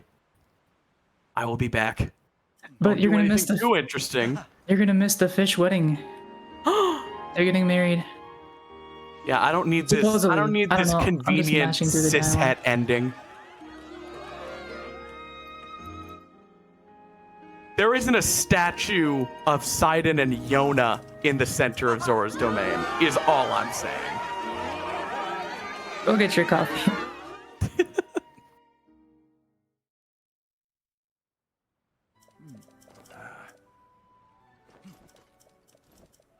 So another partially advantageous purpose of routing, besides just traveling to and from closer locations, of doing Water Temple first, is we've got Sidon's bubble ability available to us for the high heat of the Fire Temple.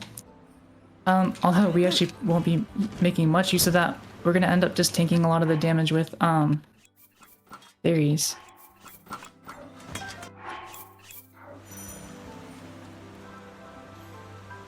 Okay. Gotta make sure we actually pick up the right item there.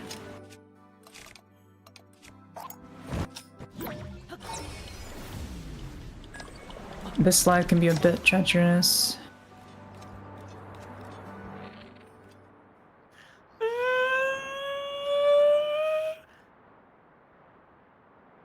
Perfect. Yeah, just take a wide berth and circle around. No notes. This one's It's wobbling. a little wobbly. That's normal. You may experience some turbulence as we approach our cruising altitude. Wow. So is this, in the way you do it, a 1.0 exclusive? Technically not, because we're using overload to get the drop smuggle, which overload can be achieved on any version, although it's a lot of a more lengthy process on later versions. Gotcha.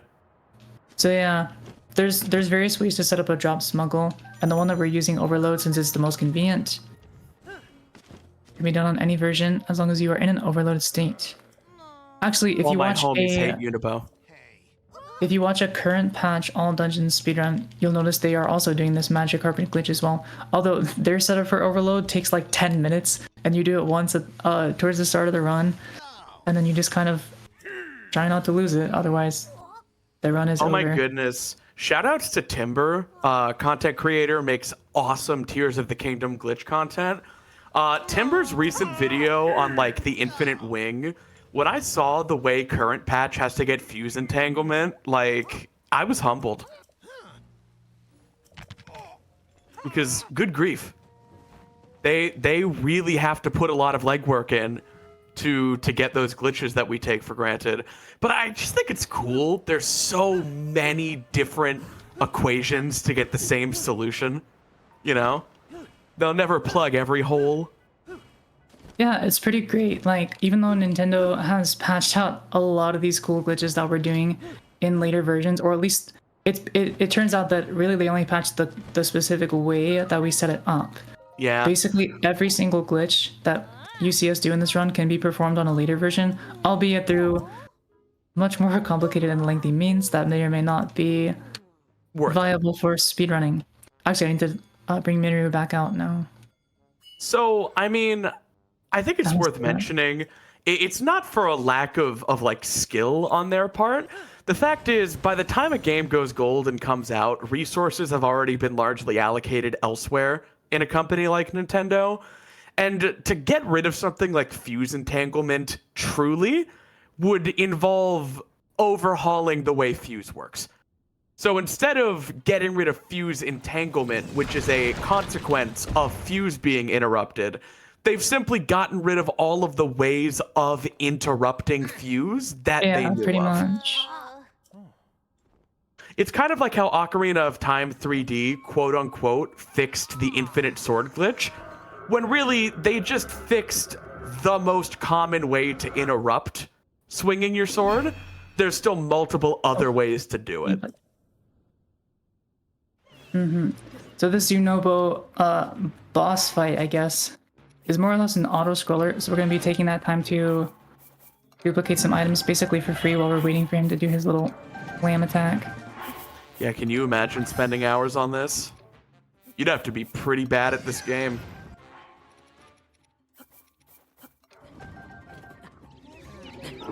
Give him a good old smack.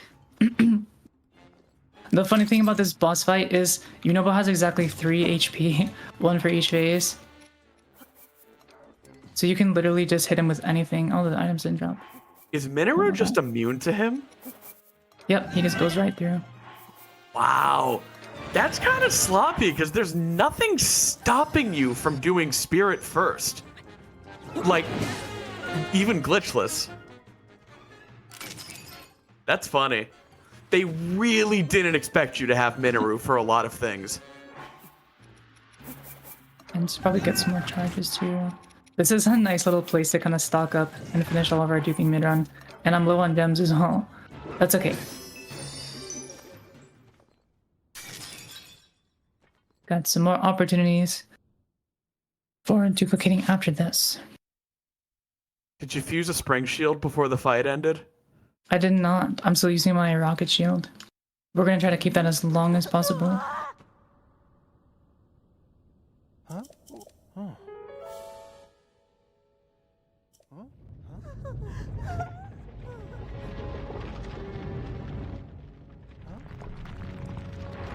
Zelda, where are you going? Why are you trapping us in this cave? Come back. It's an elaborate roleplay between Link and Zelda. Don't worry about it. I won't. I won't worry about it. Have you seen that fan theory that that Super Mario Bros. No. 3 is just like one elaborate like game between Peach, Bowser, and Mario? I have not. Isn't Super Mario Bros. 3 the one that has the whistle sound effect from Zelda 1? Sure. Am I making that up? You're not making that up. You're not lying to me right now. It does. That's the only thing I know about Super Mario Bros. 3. You don't even know that it came to America 2 years after it released in Japan and was advertised in the 1990 movie The Wizard? No, in fact, I did not know that, but thank you for enlightening me. We got a fake gamer here. I mostly just play Zelda, and that's about it. Dang. So if that makes me a fake gamer, then I'm proud to be a fake gamer. Be a fake gamer. Only fake gamers speedrun Tears of the Kingdom at 1 in the morning.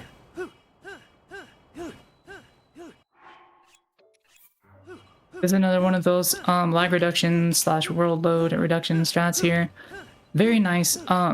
Trying to pocket rocket through lag, as you'll probably see when we get to Fire Temple, is let me just put it an experience.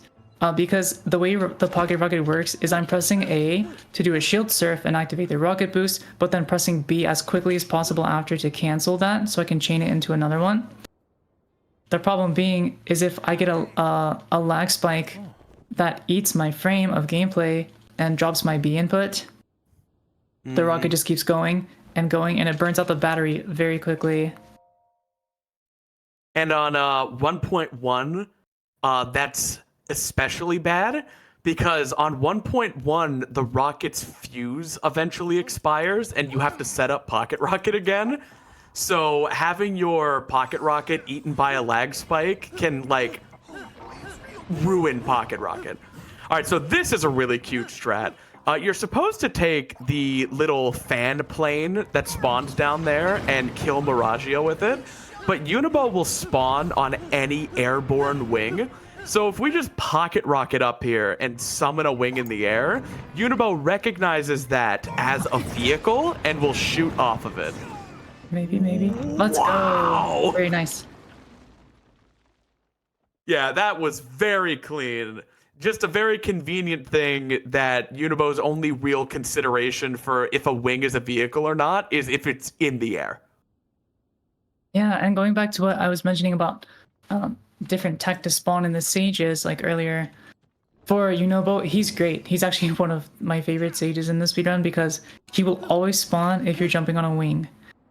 Sidon, for example, he's pretty rough, and the way that we deal with him is we just activate his bubble before clipping, so we don't even have to like wait for him to like hurt himself around towards us. But yeah. Yeah, Unibo and Tulin are the two sages that have hard activations where like you can summon them automatically with certain criteria. Riju,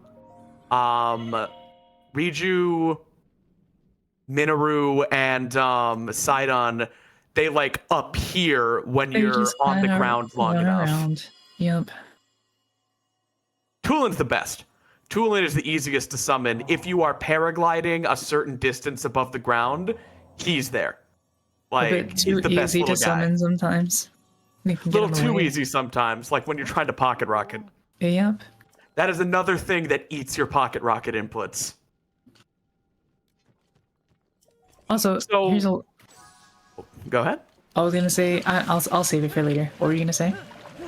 So just like she mentioned earlier with the lag spikes, lag reduction, Tulin, just when you're pocket rocketing, you learn to anticipate when something is likely to eat your input, and then it's kind of just like a reaction minigame where you realize, okay, that didn't work, and then you just mash the button again. Like if Tulin activates his wind gust when you're trying to pocket rocket, the solution is just to pocket rocket again. And sometimes you can get caught up in your inputs and fall down and have to start over, and it can be really annoying. Yeah, Oh, wow, here we are. especially if you get a lag frame that drops your input and sends Link into the lava, because guess what? It's gonna send him all the way back to where we were just standing. And if you're wondering if that's happened to me before, yes, it has. Riju has famously reliable behavior. Yes, totally. She's okay. The thing about that is when we get to Lightning Temple, we'll see, but her section is actually so short that we don't, even though she's not super reliable, we don't need to rely on her for that long. So the damage is pretty mitigated, I would say. She's also got like the most generous range for her ability. Yeah, and she does respond pretty well to the scoping as well, like Minoru does, and Sidon to some degree. Yeah, Sidon's the most finicky to summon, just for some reason. He really doesn't like showing up sometimes. Sidon has one use outside of Water Temple, and it's not even in the route anymore, because we have a strat to avoid his bubble, using his bubble on the last terminal here. That is actually faster.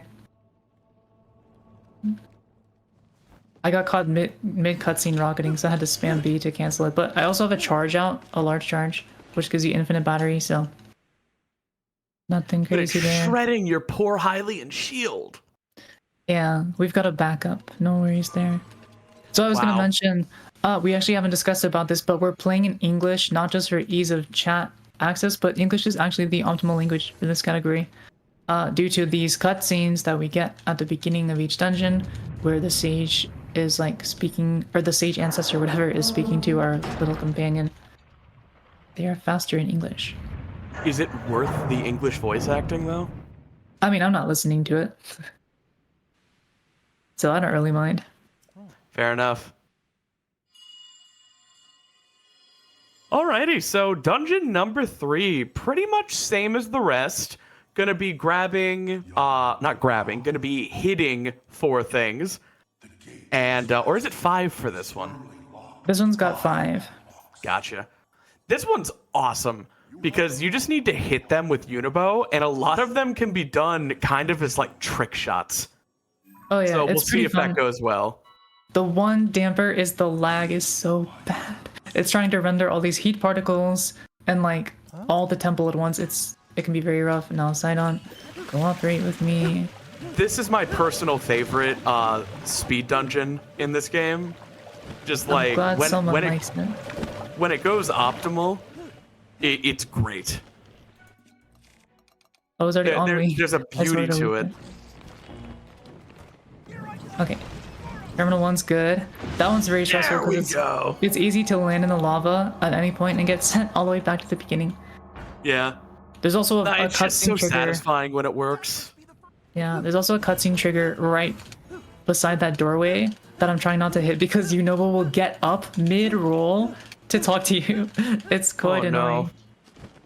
We have a raid by none other than Games Done Quick with 950 viewers. Thank you Welcome in, so everybody. much. Hello, Games Done Quick. I hope you all enjoyed your programming tonight. This is running through Wonderland. We are raising money here to help with the cost of Alice at Wonderland Games' gender-affirming surgery in February of 2025. If you want to help out, please use !donate in chat. We do have a couple of incentives open here. We've got a bid war for the Pagel Fever's file name that will be tomorrow afternoon, and currently our only file name is Alice Rules, so you can donate to that file name to either increase that one or give another file name. We have a 4-way race, so there's plenty of names that can be chosen here throughout. And if you do donate towards that, you get double your money's worth because we are trying to hit a $3,650 milestone for a glitch exhibition here at the end of Tears of the Kingdom. This is the Prologue Escape glitch. This is where we can see Link full health, all stamina wheels, unbreakable sword, and the works very, very early on in the game. We have just about probably an hour left in the run. So we really want to see if we can hit this. So chat, please help us out. Let's get to that $3,650 milestone. Let's get more Tears of the Kingdom. Alrighty, and just a beautiful fire temple going on in the background here. Yeah, that basically done. just went flawlessly. I have no complaints. That little shot we did right there is the strat I alluded to earlier. We used to have to shoot a bomb through the bars, which requires using Sidon's bubbles so we don't explode, which requires waiting for him to spawn in, but fortunately we don't have to do that anymore. Now we're just gonna clip through the floor here and skip a cutscene and try to one last trick shot, see if we can get here. Sometimes Unobo doesn't always cooperate for this one. There he is. Oh, wow. Oh, Beautiful. wow. Beautiful. Wow. You think you've seen everything in this game? I really like that. Thank you. I actually came up with that myself.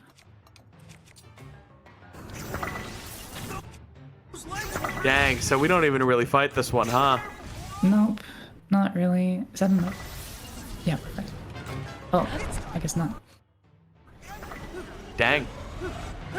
We'll just Careful, she's gonna stomp Save the on you. jump.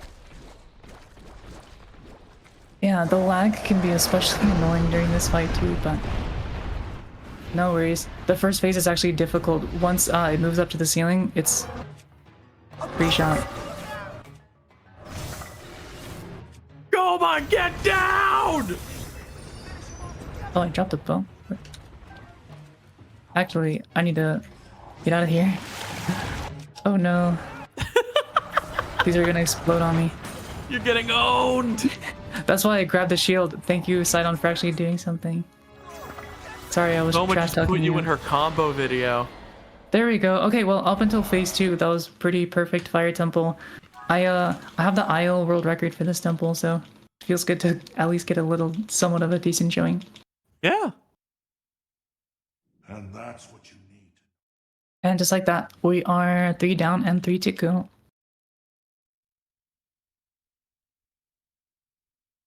Perfect. So now we have lightning, wind, and Hyrule Castle. Right. And we'll be going to Wind Temple next. Not for any particular reason other than that it's closer in location. Yeah. Then from there on to Lightning, and then we'll be finishing up with Hyrule Castle before heading straight down to the depths to take on the final endgame gauntlet. And we mean straight down. Stay tuned.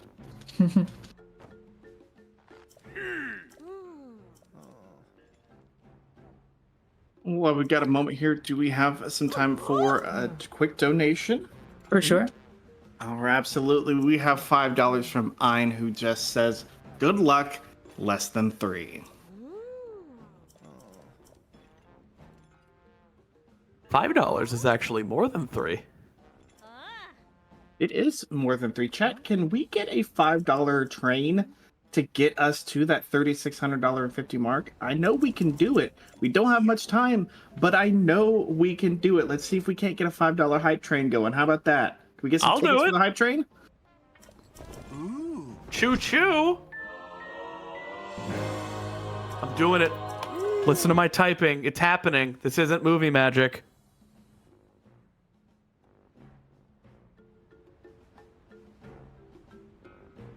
Thank you for showing us 10 seconds of the head scratching cutscene.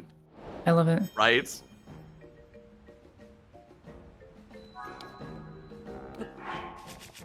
Oh, actually, we can just break our shield here.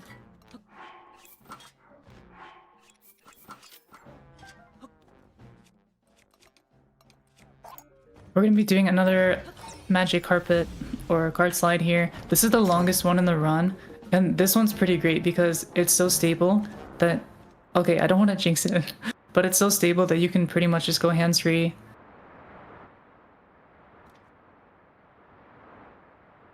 Like, I've got about 60 seconds or so here that if I wanted to, I can just pan the camera up, put down my controller, and like just go grab a glass of water or something. We're just gonna panning up here to avoid world loads and make our way over to Rito Village.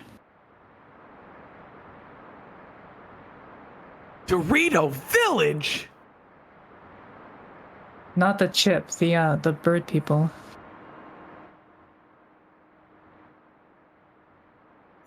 I don't want to go anymore.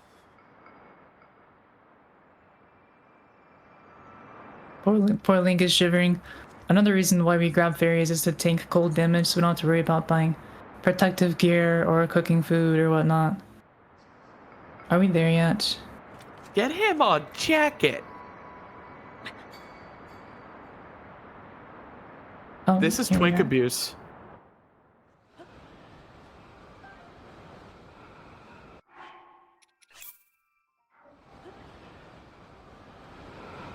Our first Hylian shield that we've been using since the beginning, it's not quite broken yet. But we're gonna swap it here because it will break during the Wind Temple out of bounds section. That's kind of where you hit your 800th jump pretty on average. And that's like the worst possible place it could happen. Also, we got Sunny Day glitch, it looks like. Do tell. It's a functionally useless glitch that can happen if you get into Rito Village fast enough for the first time. There's a flag that triggers the weather to be always like snowy and stormy to kind of fit the mood of the story, right? Like they're undergoing some sort of calamity from the temple up there. But we got here so fast that like I guess it just disabled the flag somehow. We're not quite sure exactly why. And it doesn't have any functional benefits. It just makes the lighting different. Lag reduction, RNG manipulation, whatever you want to say it is. But yeah, so we'll be swapping to our fresh shield here. Perfect.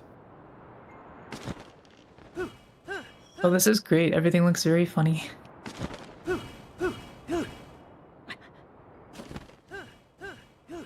I've never seen this before. That is awesome.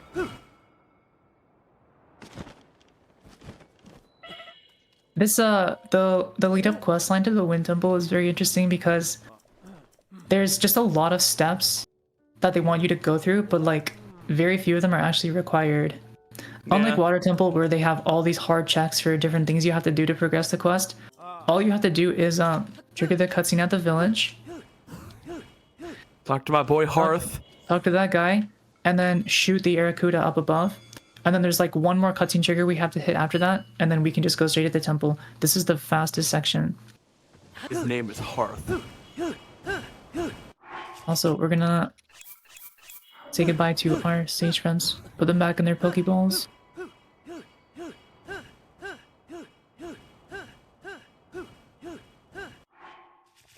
I think the general idea here is in the Zora's Domain quest, it's a much smaller area that you're probably more intimately familiar with if you played Breath of the Wild than just the random heap of mountain peaks.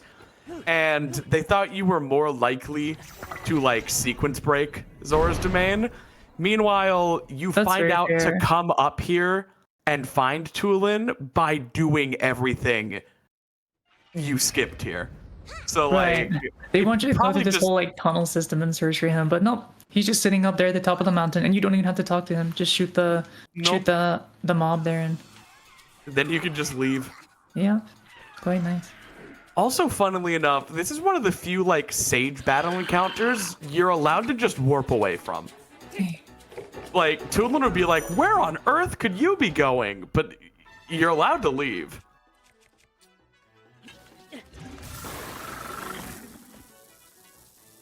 And yeah, that's our mini boss. Yunobo had to fight like some 3-headed gloom monster of death, as big as a mountain itself, and Toland's got 3 bokoblins. A little lopsided, if you ask me.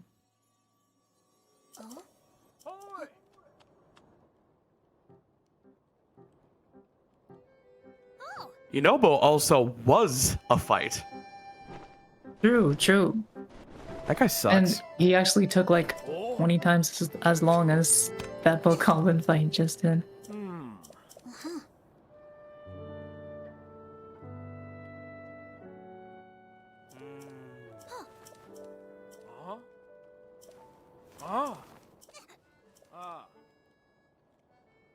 Yeah, this entire quest feels wrong right now.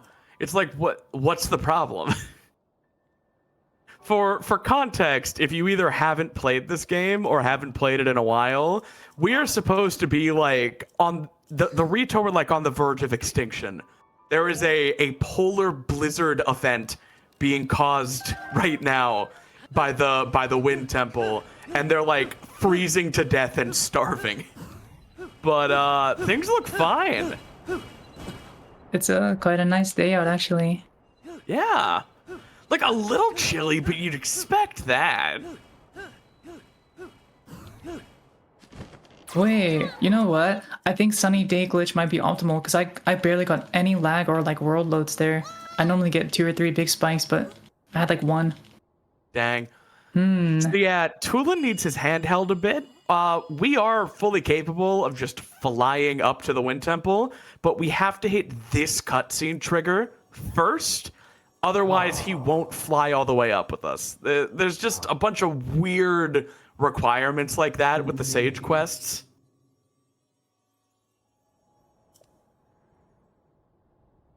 Pretty much. Oh, and there's the snow. So that snow is actually part of the cutscene then, instead of just like a Yeah. inclement weather. Interesting. So we don't have any fancy tricks getting up to the Wind Temple. We're just gonna do the same thing we've been doing this whole time. And rocket jump. We don't have any fancy tricks, just this amazing game-breaking trick.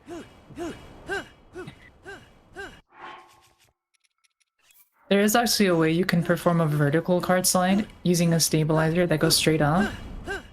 That was developed. However, it just doesn't save time in the speedrun because you'd have to go out of your way to get a stabilizer. Did we ever find a way to make like the bump warp consistent? The what now? You know, like where you like smuggle a bow at your feet and you shoot out an object and it like essentially teleports you halfway across the map. Oh, you're talking about wheel warping. Goodness. Yeah. Haven't heard Did that that name in ever get forever. made consistent? No.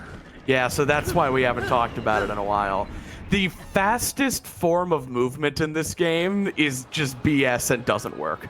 It's a bummer. The setup is pretty wacky too. Although I imagine nowadays they've probably got easier ways to set it up. Yeah. It's basically just like how we were talking about in the Construct Factory. If there were a normalized setup for it, where you could shoot the wheel in the exact same way every time, it would be like the de facto method of travel.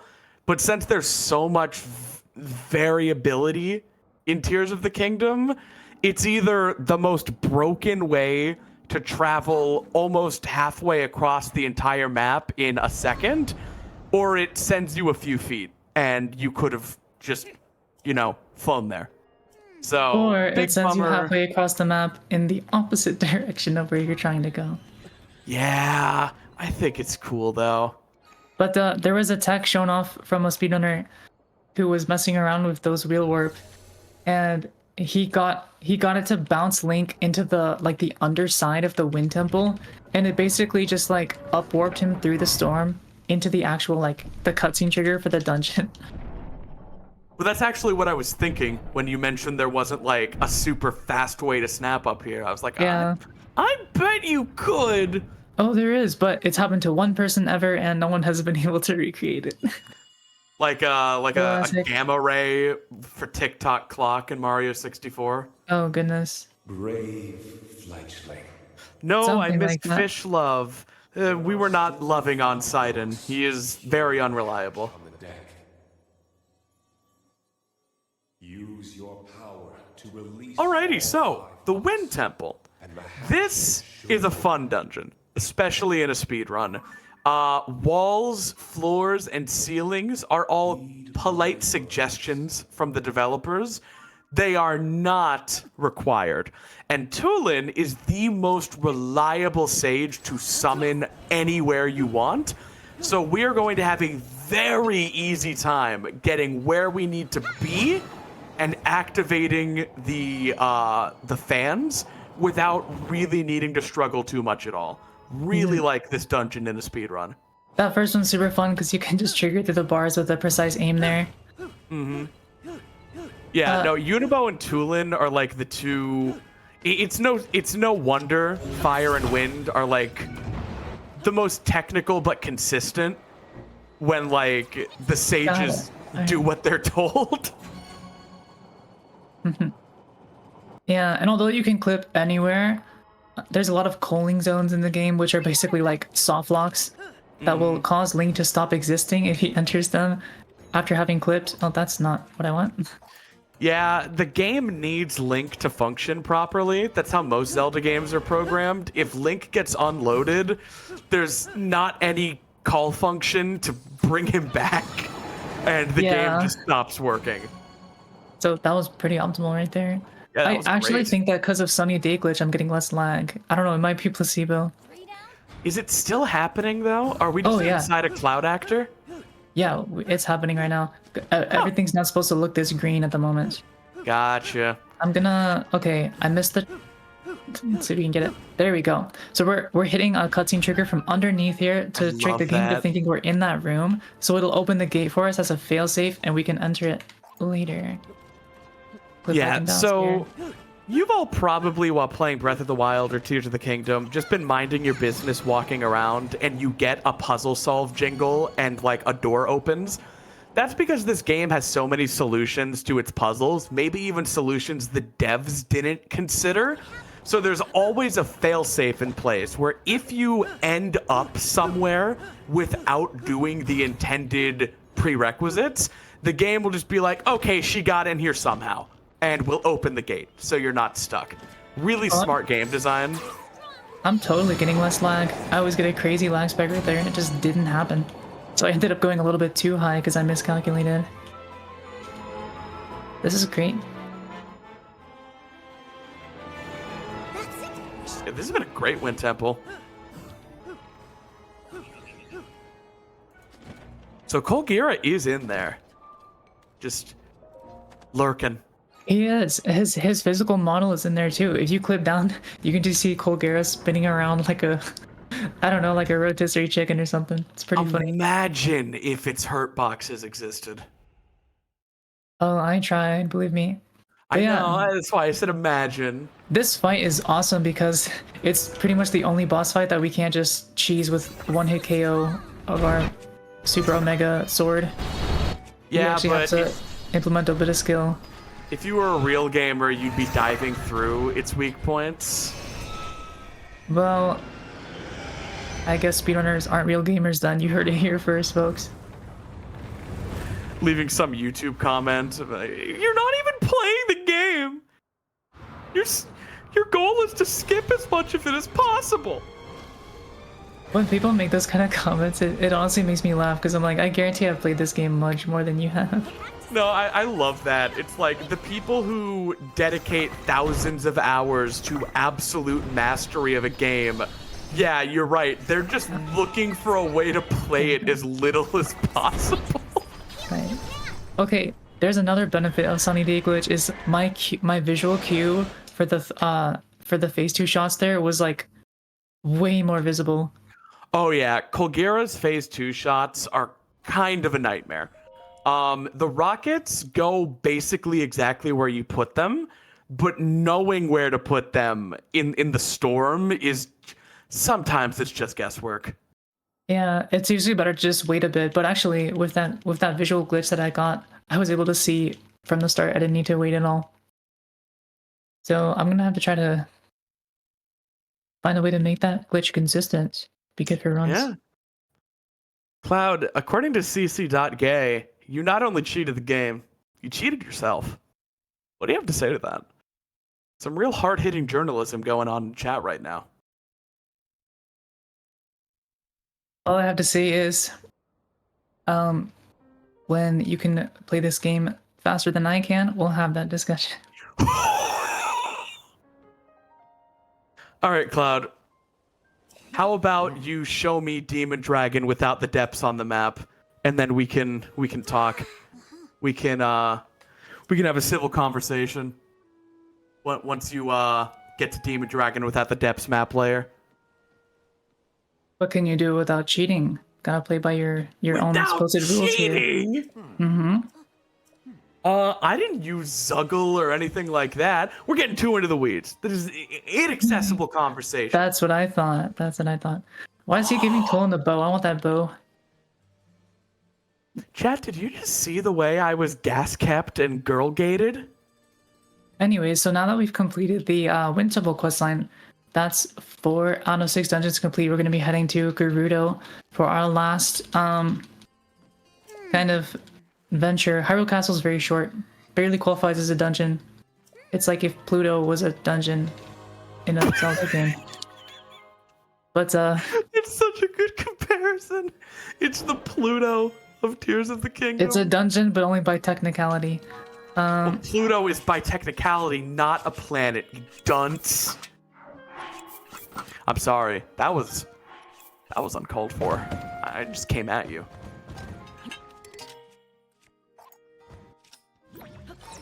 All right, one more magic carpet ride. We've got a few left, actually. Yeah, but this And is as the a matter of longest fact, one. now that you mention it, this drop smuggle on my feet right now, we're going to attempt to preserve this through the next couple segments so we can reuse it and not have to go through that lengthy menuing process again. That's a great point to Ludwig. A lot of people don't realize the work that goes into being able to play a game this quickly. I've seen it mentioned enough times where I really think it's something a lot of people genuinely think, where it's like, you're doing this to play the game less. No, to play the game like this, you play the game more than anybody. It's a love of the game. It's the opposite of wanting to play the game as little as possible.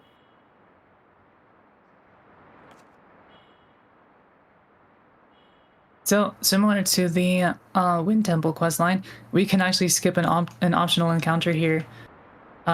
Instead of going to town first to figure out what's going on, we can just head straight to Riju because we know where she is, and trigger the first portion of the quest. And if you don't know that you can do that, a dozen Now people you will do. tell you in your comment section.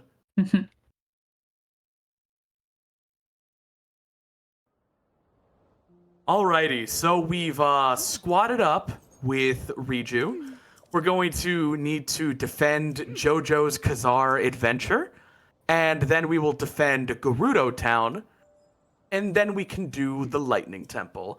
Very quick quest. I think, although it might technically be longer than like the Wind Temple, this one just feels like it has the least fat, you know, where like you go to point A, you defend it, you go to point B, you defend it, dungeon time, you know? Don't throw it and shoot it. Oh goodness. Anyway.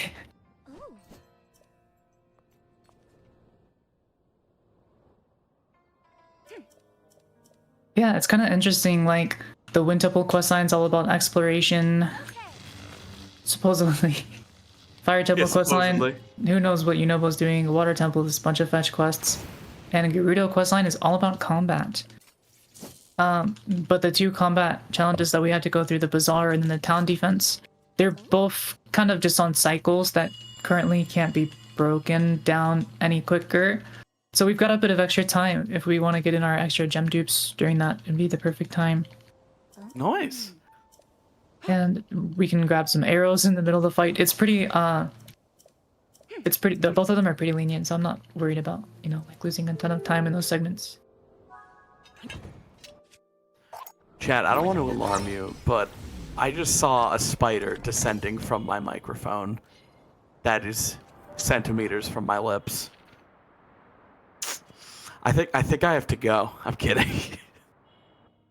I didn't like that though. Okay, Yeah, Kazar time. That's the benefit of preserving that drop smuggle, not having to set it up again, and we can just go. It's very nice. It'd be great if there was a way to have one kind of permanently at your feet at all times. There is a way, but it's got too many adverse effects to be very useful. Donate to get the spider. I don't like that. To get it where? Keep it away from me. All right, guys.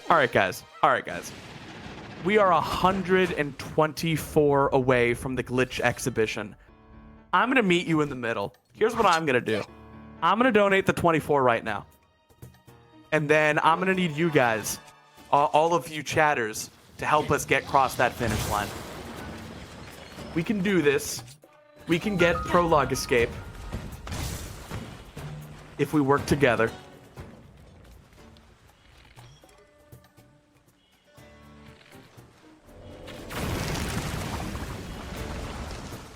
Alright, so yeah, just as simple as that. They're just trying to teach you how to use Riju's, like, her stage mechanic. And now we get to put it to the real test with the town defense. I actually really loved this section in my casual playthrough. Getting to, like, place the barricades and place the cannons and stuff. I thought it was pretty fun. We're going to be skipping all that because Link is a one-man army. And he's going to basically do everything himself.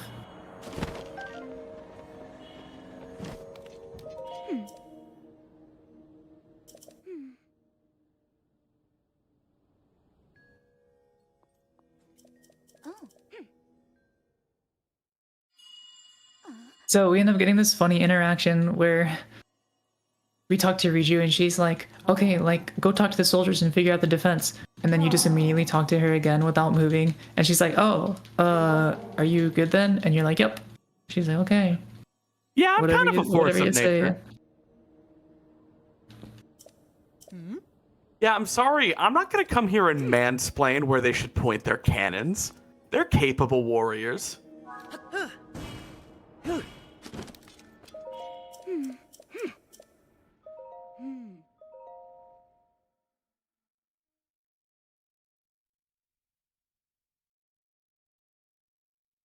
If we've got a few moments, Simply Snaps was good on her word here.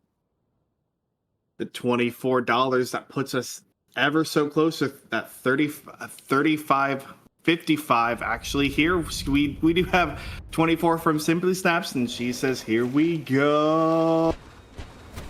And then Simply also shoutouts to the Spider in Simply's room who donated $5. It said, honestly, I came here to have a good time and I'm feeling so attacked right now. Go away! Your money's no good here! Spider! We are $95 away from hitting that milestone. Remember, it's a 3650 milestone. We want to get it. We are probably less than about, I'd say, what, like 40 minutes to the end of the run, Cloud? Yeah, we're getting close. So you've got about 40 minutes to get $95, chat. We are right there. We can do it, but we need your help. Remember, when you donate, you can put your donations towards the file name Bid War for Peggle Fevers.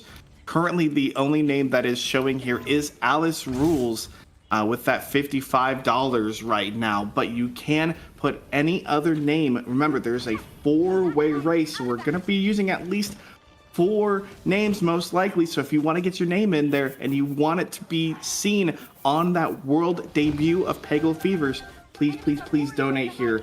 And not only will you get that name shown, you're also going to be helping out our great friend Alice at Wonderland Games, making sure that she can afford her gender affirming surgery next year. The Spider in Simply Snaps' room has the opportunity to do the funniest thing right now. 4 file names. That's all I'm saying. One of those could be the Spider. All right, thank you. And just like that, we're done with the town defense. Using a combination of Link throwing those gems and reduce bow shots to take out the hives pretty quick. Oh. And now I'm gonna go for the shelter clip, because why not? Do it! Oh.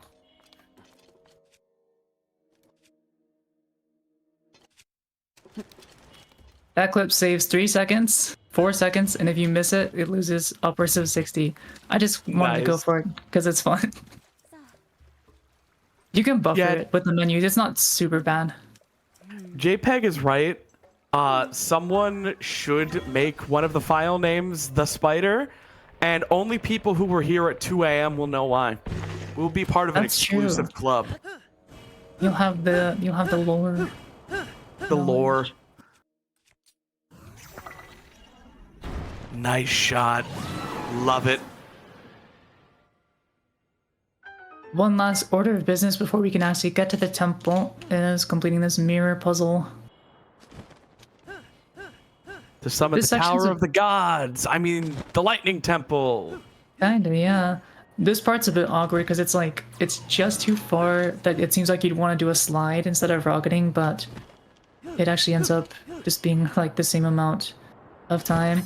And the slide doesn't work because you get interrupted by those cutscenes and it throws you off the front of the cart. By the way, in case anyone's wondering, any puzzle that has those movable gears can be cheesed by rockets. Oh, that'd be really useful if you weren't allowed to stand on the ground for some reason and kept using Ultra Hand on them slowly. That'd be good to know. Couldn't relate, just a hypothetical. Also, it's really nice, those cutscenes refill your battery for free. Oh, that is nice.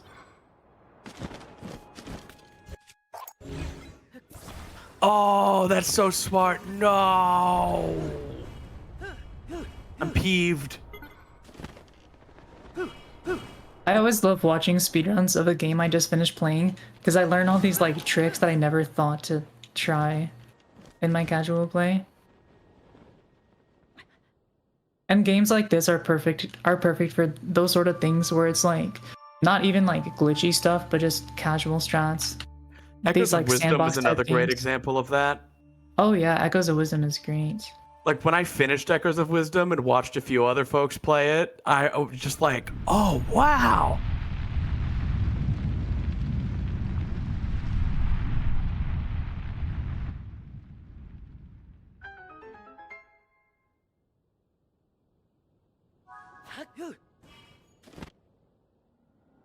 Yeah, the glitched speedruns for Echoes of Wisdom are pretty cool, but I also really like the glitchless ones because it's got a lot of kind of what we were talking about, like ingenious ways to use echoes in Yeah. ways that the developers may not have thought of. And that's kind of the point too, right? Like they want you to play around and see what you can come up with. Absolutely. Do we have echoes in this event, or did it come out a little too recently? I think it came out too recently. Maybe next time. Yeah, we do not have echoes in the rest of the schedule, which you can see the rest of the schedule if you do ! Schedule in the chat. You can see what we've got coming up for tomorrow and for Sunday. Awesome. I've taken a look at it. It is a great roster. Super excited for Sonic Heroes tomorrow. Gonna be watching that personally on the viewers' end. Love me some Sonic Heroes. Yeah, if you are interested in Echoes of Wisdom speedruns, I happen to speedrun that game myself, and I'll be getting back into it quite shortly.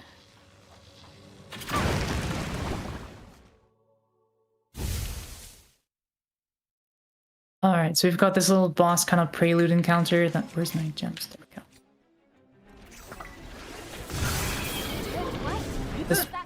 This isn't much of a fight either. Oh, well, unless you missed this stab. Oh! Nothing but sand wherever we look. Oh no! You've been made a fool! How does it feel being a fool? Feels fine. Just take the loss and move on. No use dwelling on it. That's the grind set. That's the world record holder grind set. If I could choose between $5 million or lunch with Cloud, I would get much more value out of lunch with Cloud because I would learn that Sigma grind set Please stop. where you learn to take those, you know, just wipe the dirt off and just keep going. So you may be wondering what exactly we're doing over here when we're completely neglecting the entrance. So Lightning Temple is my personal favorite in the run. We complete 95% of the temple from out of bounds. We're just going to be running around with underneath the sand there. here. Shooting these terminals from underneath. It's pretty easy to get lost, so I'm following kind of a specific path. And also I am avoiding some cutscene triggers because we want to hit a specific trigger at the end that'll bring us back in bounds without having to do anything else. But if we hit it too early, it can cause some complications. So I'm following a pretty specific path here.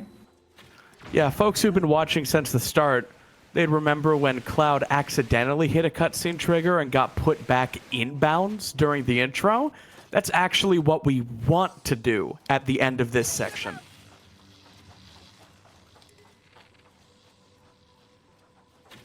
You could take the 5 mil and buy Cloud lunch for 30 years. I Wow. like the sound of that. I like the No sound of one's that. ever taken that proposition and been like, just become the celebrity sugar mama. That is true. Alright, that's 4 terminals, and now we're gonna run to that cutscene trigger. And we'll see if we got them all. So, all right. You want some useless information? That middle elevator is a moving actor, and your respawn coordinates are not updated while you're on it. You can stand on that without updating your respawn. Okay. True. And also, that moving elevator is considered a mountable object. So if you're overloaded, you'll clip right through it. Oh no! Why? Do you fall through wings too? No clue. Wings? No, you don't. Then why the elevator? That's so funny. It has something to do with Link's model being temporarily. Don't talk to her. Being I was about to say, temporarily attached. Or yeah, I was wondering if like during the cutscene he gets like attached to it. That's gotta be it. That's interesting. That's gonna be it. Yeah, because you're not like attached to a wing. You can move around, but maybe right now nothing could. Yeah, that would throw him around. You're right. If he wasn't like locked to that little motion would have ragdolled him. Very true. So yeah, objects that you can clip through with overload. Steering really sticks, the most funny. common one. Mineru, the one we want to avoid at all costs. You can also clip through horses. And basically any animal that you can ride, so like deer, the skeleton horses. Yeah, I've never really thought about it before, but I guess just anything where it locks Link's coordinate values to another object that updates them instead. So a steering stick, Link becomes a part of the stick and whatever the stick is attached to. A horse, Link becomes part of the horse. So yeah, the elevator. I guess that makes sense. The more you know. And just like that, the little dialogue section there is a bit of a formality. Because we've already hit the terminals and now we can head up to the boss room. Wow. But yeah, when I was running all shrines for this game, there's one shrine where you have to ride the big white horse like halfway across the map to deliver to this guy. He gives you the shrine crystal. It's like you're in the same state like we are now, like one under the overload limit. So you just gotta make sure that you don't pull out your bow while you're riding that horse, or you're just gonna clip right through. Great question. Would Zelda Dragon count for that? She Yes. does. She does. But only during the Demon Dragon fight. Zelda in the overworld does not count. However, if you are pulling out the Master Sword from the Light Dragon's head, that counts. And you will Because clip you through. become attached to it. It all makes sense. I like doing that in all main quests. It's not necessary, but it's just funny. Doesn't save or lose any time. It's just fun. Y'all, we are grinding away at that goal. I'm so proud of us. Yes, we are. And if we've got a few moments, I've got some donations to read here from our Yeah, friends. yeah, please do. Yes. All right. Well, we've got a $1 anonymous donation. We thank you so much for that. That did go towards the Peggle Fever's file name bid word to name a file Ratatouille. We have a $5 donation from the Spider who says, "Let Tales of My Legend live on," and that was also to naming the file name The Spider. And then we have $15 from Doodlebee who says less than 3, and that went to naming the file name Simply Spider. So we have 4 names here for the file name bid where we could see a change of those if you More want any Spider. other names, or if you want to keep making sure that the spider lives on and we get to tell the legend of the spider tomorrow. Please use !donate. Put your donations towards the bid war. You do need to mark that bid war as you're donating, and when you do, that does help us get ever so closer towards that $3,650 milestone to get that glitch exhibition. We've got less than a half an hour, chat. We are Only one dungeon left, so and then we're close. heading to the end game gauntlet. Come on, So, chat. I know we You guys can wanna see do it. that? We're right there. Hurry up. We're at the finish line. Well, we kind of brushed over the Queen Gibdo boss battle. I mean, it's kind of the same as what else we've seen. Expose the weak point, smack around with our super magic, powerful weapon. And yep, 5 out of 6 dungeons complete. Now that we finished the main 4, we can head back to Lookout Landing, talk to Pura, and trigger the Hyrule Castle dungeon to activate. That one's pretty fun. Honestly, I really enjoy Hyrule Castle as well. The movement is kind of tough to get optimally, but it's very fun to watch and fun to execute. But how are you gonna fly all the way back to Lookout Landing? We're just gonna warp. Nothing too crazy.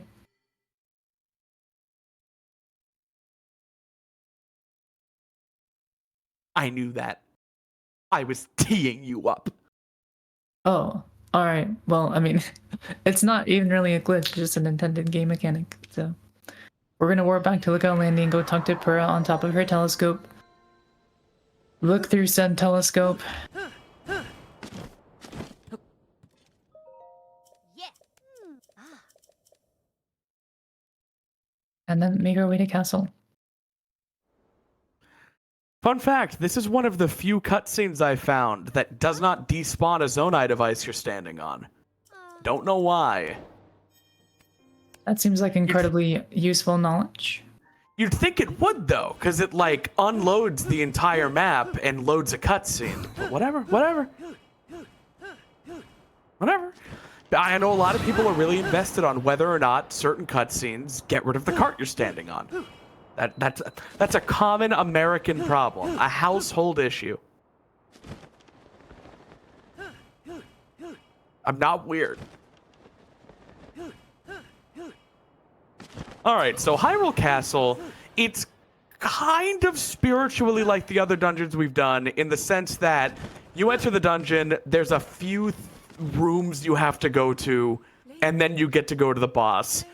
But unlike the rest of the dungeons, this one's kind of just like, you go to Zelda, you say hi to her, she summons some monsters, and then you kill them. Is it Zelda this time? Nope, monsters again. Dang it. This one's fun though. I like the. It's a great mix of movement and then also combat. A nice little microcosm of the run itself. Although to be fair, the combat isn't much. I was about to say movement and combat, huh? You're doing one of those things.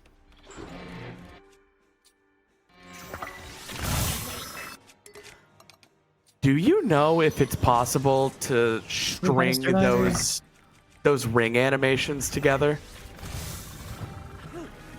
Like if you somehow beat an entire dungeon without triggering the other one, could you have Link look at his hand 5 times and have 5 sages appear for the first time? I think Asking for a friend. I think you could actually. Asking for a friend. Would you hypothetically call that category put a ring on it? All right, so thankfully that was a durability check there. The durability routing for our halberd here, as you know in this game, weapons do break. Except for, the super magic powered one. But the halberd that we're using as kind of like the driver for our glitched swords, it's on a very tight durability kind of leash. And it can end up breaking on that Hinox, but thankfully we are fine. Fans of Breath of the Wild speedruns will recognize this room.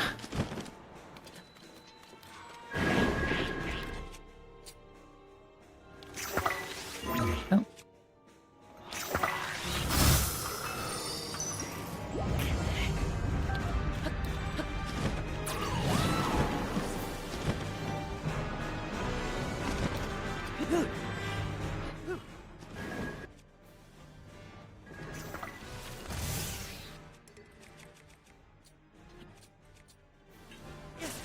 That guy has been known to like super slugger the ancient blade that you throw at him.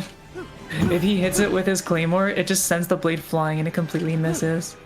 I think it should instantly disintegrate Link too. I think that would only be fair. Alright, let's see if we can get the trick shot here. Let's go. Oh! That's pretty fun to pull off. It saves Those like what, spawn. 3 seconds? Those like spawn alongside a special actor that isn't used very often. It's an actor that fills the whole room and stops autosaves from happening. Because they don't want you to get autosaved inside a like.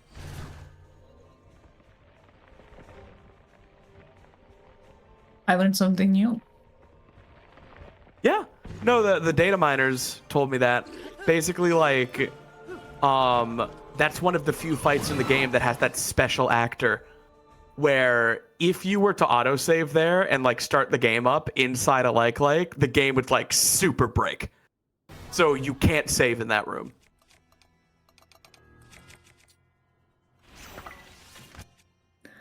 Alright, this boss here, it's just gonna be, if things go according to plan, 4 gem shots, 2 for each chase. It's funny that like these gems are so broken. They're not even like glitched or anything. They're just that powerful in the base game. Obviously, you're not really supposed to ever have like 40 of them at once. Yeah. No, but I mean, for you at home, like a little bit. Don't need that. There's no reason not to use every gem you have during Ganondorf's army, because items you use during army aren't actually used because the game doesn't save after that. So you probably Alright. have some. A little bit of a mishap there, but no worries. And alright guys, we're heading to the end of the game right now. And we've got about probably 10 minutes left in the run, I want to say.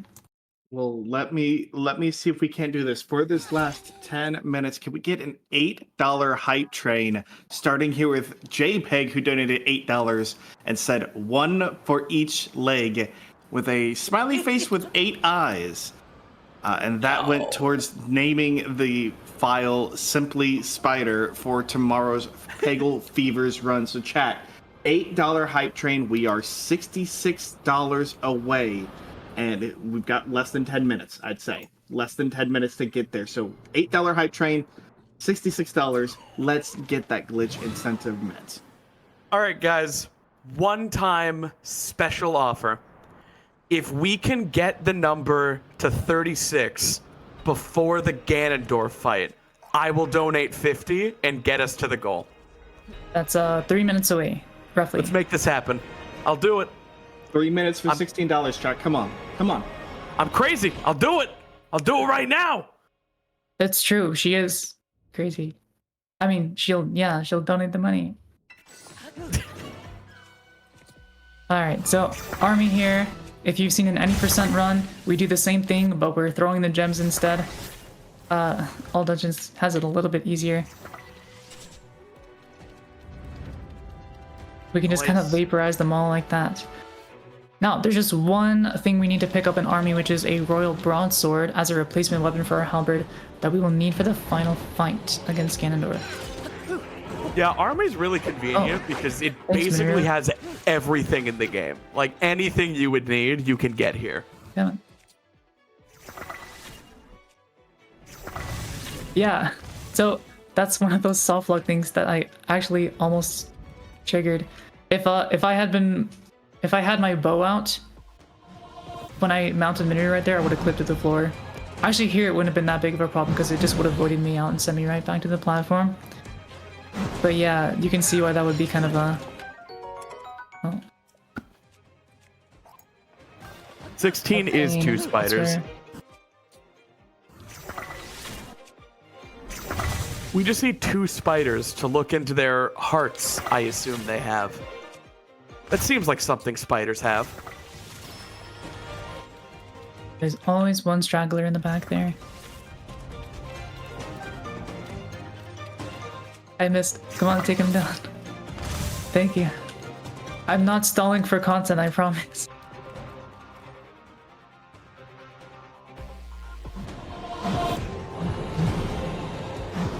But this is the last phase of army. We'll be there in less than a minute.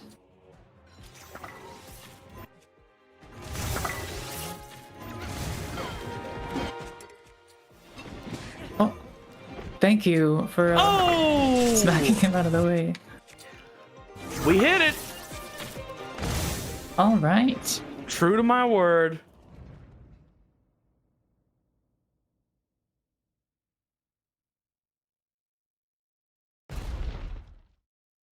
Well, and we've got a couple of donations here that did help push us forward in this moment. We've got $16 from the Spider who says, "Bring on the spiders."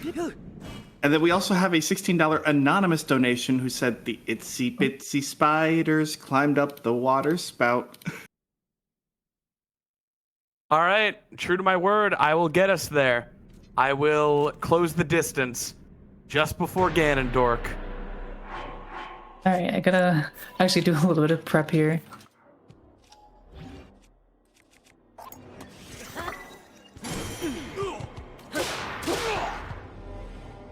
Out of all the fights that could have been an email, this one probably could have been the most email. Dang. That's the power. So I'm not sure if we touched on it earlier, but if you have weapons juggled into your hand, like we do, and you fuse something to your active weapon, it applies that fuse material to every single individual weapon in the stack. So let's see. That's tough. The Lionel horn does extra 51 on top of the 30 for each sword. So that's 81, and then double that, and then multiply it times 8. That's, I'm not very good at math, but that's a lot of damage. Well, I'm pretty good at math, and that's 3650! Oh, And yes, it try to get is. fancy with it there. With that donation from Simply Snaps, says, let's get that glitch exhibition, baby. And we did it, chat. All right, thanks, We guys. made it through for that $3,650 milestone. So we will see the glitch exhibition of the prologue escape here at the end of the run. Let's Just in time. go! And we're on a great pace right now. Actually, not too far behind my PB. Yeah, this is also just a good run. Like, So that Ganondorf fight was pretty quick, but Demon Dragon here is the toughest boss battle in the entire run, and I'm not joking. At least to get it done optimally, if we want to squeeze every possible second of time save here. The way the dragon fight works is we're on a very tight cycle, because once you hit one of those eyes, the 4 weak points, the dragon will start moving after a certain length of time. And so you have to kind of go and try to hit as many as possible before it activates and he starts moving again. In any percent run, we have very few things to work with. So we can hit 2 eyes, jump down, and then catch a Zelda cycle, and then hit the last 2. However, since we have rockets, and we can defeat each eye in 1 hit instead of 3 or 4, we can make short work of the dragon if we are quick. So I'm definitely going to need to focus up here. Although the unfortunate part is that the very end for the final hit, it is dependent on RNG, whether or not we get hit by one of Demon Dragon's attacks. If that happens, then it's going to kill the fast pace, but that's basically the only thing we have to worry about. Other than that, just play well. And you'll see Link holding up his fist and missing the sword, and also the scabbard on the side here. Those are side effects of Zelda. and also, that's the 8 Master Swords, which means the glow is multiplied by 8. And Very the nice. tiny, imperceivable hum of the Master Sword is multiplied by 8.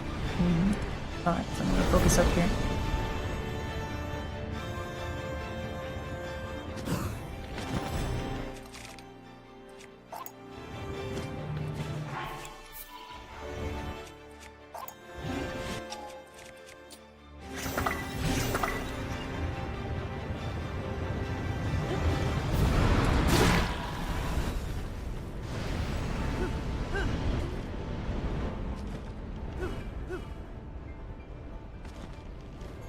Alrighty, so the goal of this, as was explained before, is that you're only supposed to break 1 eye each cycle, and then Demon Dragon flies around, you're supposed to land on Zelda again, Good launch. and only after that are you supposed to fly back down and hit another eye.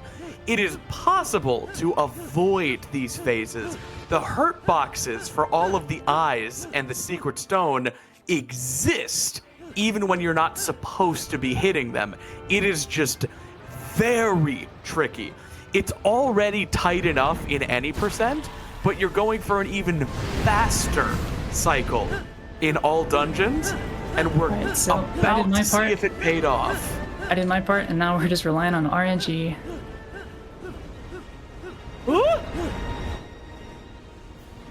All right.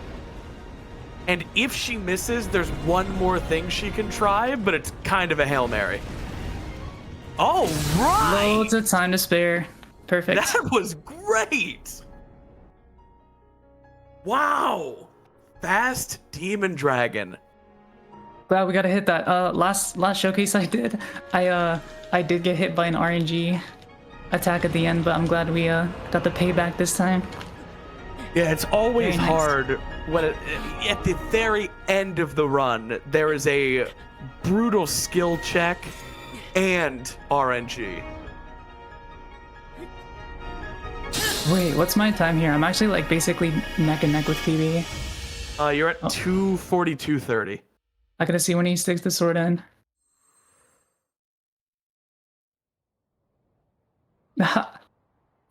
Awesome. This is a PB by 8 seconds. Wait, what? Yep. Is that also world record? No. Okay. It's not. Okay. World record's 39, 38. I believe. I was about to freak. I'm in 5th place for this category. Okay. All right. I wasn't ready. It's That not would valid though because physically hurt me. I didn't start from fresh boot of the game. But it's all good.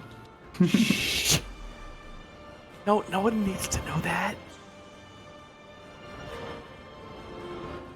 All right, and time will come up here in just a second as we hold hands with the princess, and that'll be Wow. in 3, 2, 1, and time. Wow. There we go. And what's our final time? Looks like a 2:43:31. Yeah, that's a PB by actually 12 seconds. Nice. All right. We love marathon PBs. Guys, you did not just see a good run. You saw Cloud's best run just now. The I'm best very to happy ever about that. do it.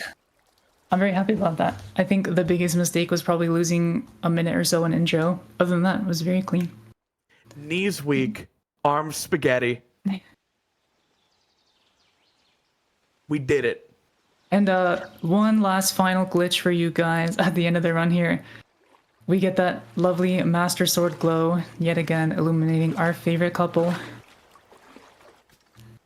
It's so beautiful, the Master Lightsaber.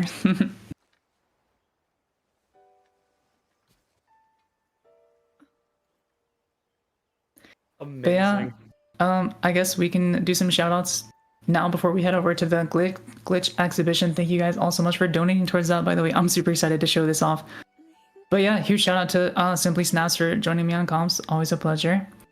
And a huge shout out to other members of the speedrun community for Tears of the Kingdom. Big shout out to Andre, who I just saw in chat, who came up with a lot of the route for this run in conjunction with myself. He's an incredible guy and a great speedrunner as well. And just anybody else that's been coming to hang out in chat and cheers on. I'm glad you guys were all good to be here for my my marathon showcase PB. So I'm super happy about that. And we get to go ahead and get loaded up here for our glitch incentive. Will we need to take a break for you to get that set up, or can we just go right into it? Yeah, I've got a separate save file already prepped, so we can just go ahead and jump right in. All right, fantastic. Well, when you are ready, we will go into that incentive. Sounds good. Yeah, I want to thank the spider, the only reason we're here. The spider PB, very nice. All right, so let's jump into showing this off. So, like I mentioned, this glitch is what we call the prologue escape, where we're going to be using a glitch called shrine storage to store the entry loading zone of a shrine and trigger it on an autosave that's in the, or a hard save that's in the prologue. Now I'm going to show you guys a little bit about what's on this preset file. This is a file that has just barely completed Great Sky Island for the first time, just like we did in the run. We've barely got any sort of gear on us right now. I'll just go ahead and show it off for you guys real quick. So we got a rusty sword, a couple shields, 2 bows, nothing, couple wings, and just the main 4 abilities. As for our map, just Great Sky Island has been explored. We finished, so we got the quest active, and we have grabbed 1 memory off of GSI as well. This is the crucial piece of the glitch here, and we can see the 2 memories we have loaded up in this save file. Now, to perform the glitch, to perform the glitch, I'm gonna have to turn up my volume a little bit here because there's a pretty quiet audio cue, so if you're getting a little bit of feedback, sorry about that, it'll just be momentarily. So what I'm going to do is, I'm going to open the prompt to view a memory, and I'm going to cancel it, select it, and then reopen the memory menu all in like one swift go. And I'll be able to tell if I got it if we just hear the shimmer of the memory start to play, but then instantly cancel.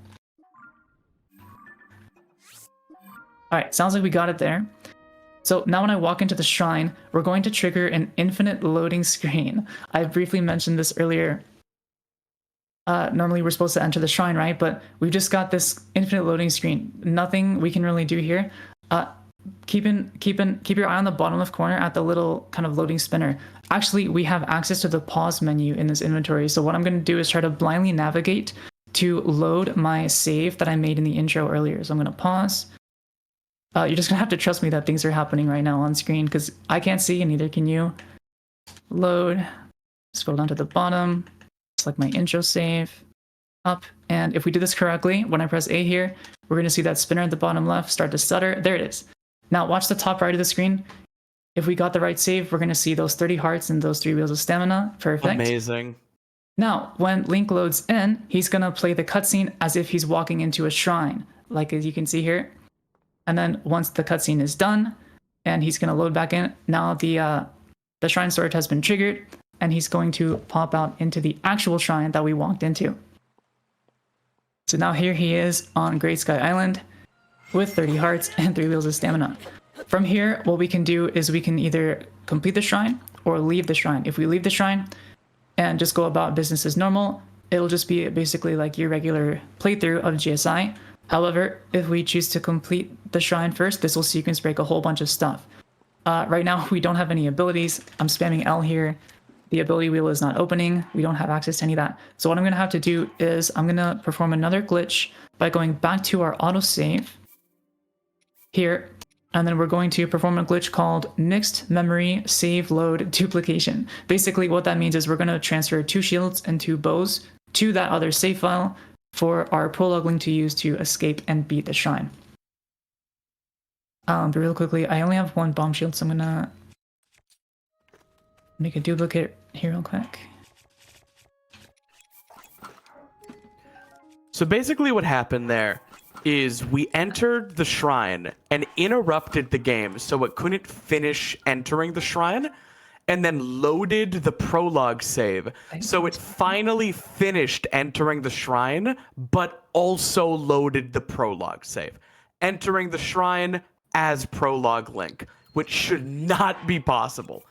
And now we're going to do a very handy glitch you might have seen in a few challenge runs of this game and a few other speedrun routes, where you can actually transfer items between save files to the same map coordinates. That might not have worked. We'll test it out. So the reason we use a memory as a buffer there is watching a memory will progress the game by 1 frame exactly, but without actually unpausing the game. And I think that didn't work. Yeah, we just got 1 of each, so we'll have to retry that, but no big deal. I think I used the wrong memory. That memory seems to not really work for this glitch for some reason. It's such an awesome glitch. It's just so cool that, like, and really that is the way glitches like this are found so often, where you tell the game to do one thing, but then you say, wait, before you finish doing that, do this other thing. Okay. And the game's like, sure, I'll do them both. What's the problem? Well, there's a This big is not problem. part of the showcase. Let me dupe.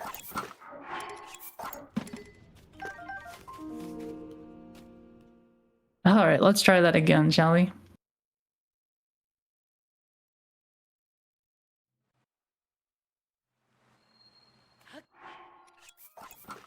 So our goal is to get these items onto the prologue save in the shrine it's not supposed to be in. Just to reiterate, we could have left the recall shrine in the prologue save, and that essentially would just be GSI, but with the prologue stamina, hearts, message not found, and the heroes like the champion's leathers. But beating recall before even entering GSI is what really ruins everything in the best way possible. Got a package from the alternate timeline here. Oh yeah. So since we still have no abilities, we can try to complete this shrine in a similar way to how we beat it during the speedrun. Yep, we don't need any abilities to fly.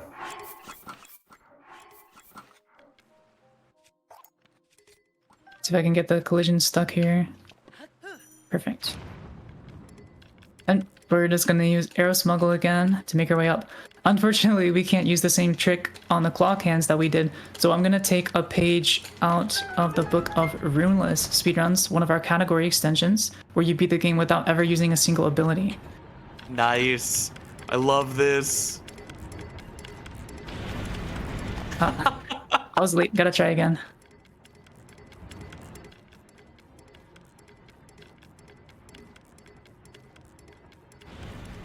There we go. Yes! Just like that. So while the recall shrine is available essentially immediately at the start of the game if you do cog skip, it is not open. GSI lets you tackle 3 of the shrines in any order and then recall last. So doing recall first breaks GSI. Yep. It basically updates the game's flags to where they would be if you had already completed recall. So that means we're gonna have a few interesting effects. Can I get a time check? How much time we have left? We are currently at about 6 minutes and 54 seconds, so you've got about 3 minutes for the Okay. expansion. If you need to go longer, We'll skip that then. We'll come up here. So we're getting the Room of Awakening title text for the first time. Interesting stuff here. What I was going to show off that we probably don't have time for is you can run back to the room where Link starts out and grabs the Decayed Master Sword, and you can just yoink it and bring it with you. And if you complete Great Sky Island and then come back here and grab the Decayed Master Sword, you can keep it on your save file forever. It never Nice. disappears. I don't really need these that much. We'll just kind of grab them for fun.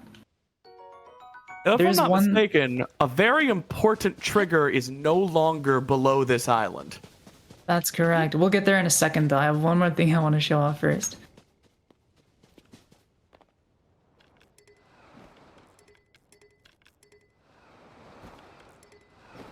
All right. Oh, I'm gonna- perfect. I'm gonna grab these pants that are down here so I can show you guys what is in Link's inventory in the prologue. By grabbing these pants, it'll open up the armor tab.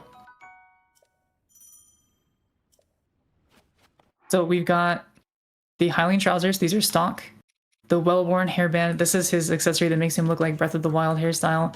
And then the message not found, we have this again. Also, the reason that this isn't just the normal Champion's leathers is that it's different from the actual Champion's leathers in the game. And can you guys tell why? It's because Link's right hand is not injured. And if we take off the clothes, it's back to being injured again.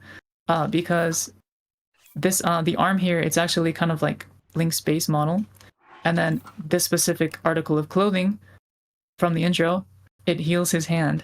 So if you were to be able to take off this outfit during the intro, you'd see that Link's hand is already pre-injured. Just a little funny thing. And like Simply Snaps mentioned, so normally right here we're supposed to get the title card with Zelda, right? But there's no title card. And if you look back there, there's no Zelda. She is completely missing from this version of the game world. No matter how long you spend on the Island of Awakening, when you jump down and start the title sequence, Zelda will always be perfectly in shot. That's because that sequence is what makes Zelda. So if it doesn't play, the Light Dragon actor is never spawned and will never exist. Yep. So that's kind of the price we pay for bringing Link onto GSI is Zelda doesn't exist, and we also can't get the Purr pad because if we try talking to this guy, he gives us the same dialogue as if we had already gotten it, which means I'm pressing minus here. I can't open the map. I can't fast travel. I can't see where I'm going. What if you get every memory? Doesn't that manually spawn Light Dragon in a specific place? You'd think it would, but her actor just doesn't exist in the game, so you'll Does just get a that cutscene cutscene of crash? nothing. No, you'll just get a cutscene of nothing. Wow. Wow. So that cutscene doesn't even make Zelda. It just changes her position, but doesn't make her if she doesn't exist. That's Pretty amazing. much. And the last thing I'll mention, since we're running out of time here, I'm sure. Okay, I probably just need 2 more. Should be okay. But yeah, so basically, I was gonna just say the last thing here is that in a speedrun context, there's only one category that can make use of this glitch in an actual RTA leaderboard rules legit run, and that is Master Sword unrestricted. Because if you remember the stipulation to get the Master Sword in this game is having 2 wheels of stamina, which involves completing, oh yeah, 1 shot. It involves completing 16 shrines or 20 shrines. But since we already have full stamina, at the end of GSI, we can just go straight to the Light Dragon and pull it. Despite the fact that you actually still have to beat GSI 2 times in that run. It's a little grating. I have the world record in that category. And it's pretty tough. You basically have to do all those tough tricks that we saw in GSI twice. And then you just head straight to the Light Dragon. But since the Light Dragon doesn't exist, the Master Sword is just floating midair in like what I assume to be its default location. And so the funny thing is it's actually on a timer. Since the Light Dragon does not exist, if you finish Great Sky Island, you have about 60 seconds to grab the Master Sword before it disappears forever. The true Master Sword. Otherwise you're stuck with the what I consider to be the better one. But That's amazing. Yeah, because of the fact that you have to beat GSI twice, it makes this glitch not really viable for any other category. And Master Sword Unrestricted itself is a bit more of a showcase speedrun, I feel like, but still fun nonetheless. And Yeah. That's about it. It's about all we've got time to show off. Well, congrats so much on the new PB in a live marathon setting, no less. Thank you all for watching, for hosting this event, for donating. Such a great cause. I'm so glad that we got to this goal, and got this exhibition as well. Yeah, just really happy to be here. Yeah, for sure. Already got our shoutouts and stuff out of the way, so that's all from us. If you want to catch me speedrun this game and other Zelda games live, I'm on twitch.tv/cloud_SR and YouTube as well. And I'm youtube.com/simplysnaps. But yeah, that'll be all from us. Thank you guys again so much for having us on and sharing the fun with us.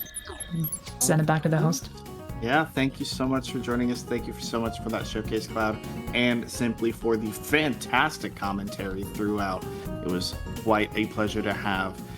But as that is our last run here for day number 3 of running through Wonderland, it is time for EP% for our sleep category. That means everybody here needs to go towards bed because we start bright and early tomorrow morning, Saturday the 19th, with our Sonic block. What a way to wake up and go fast.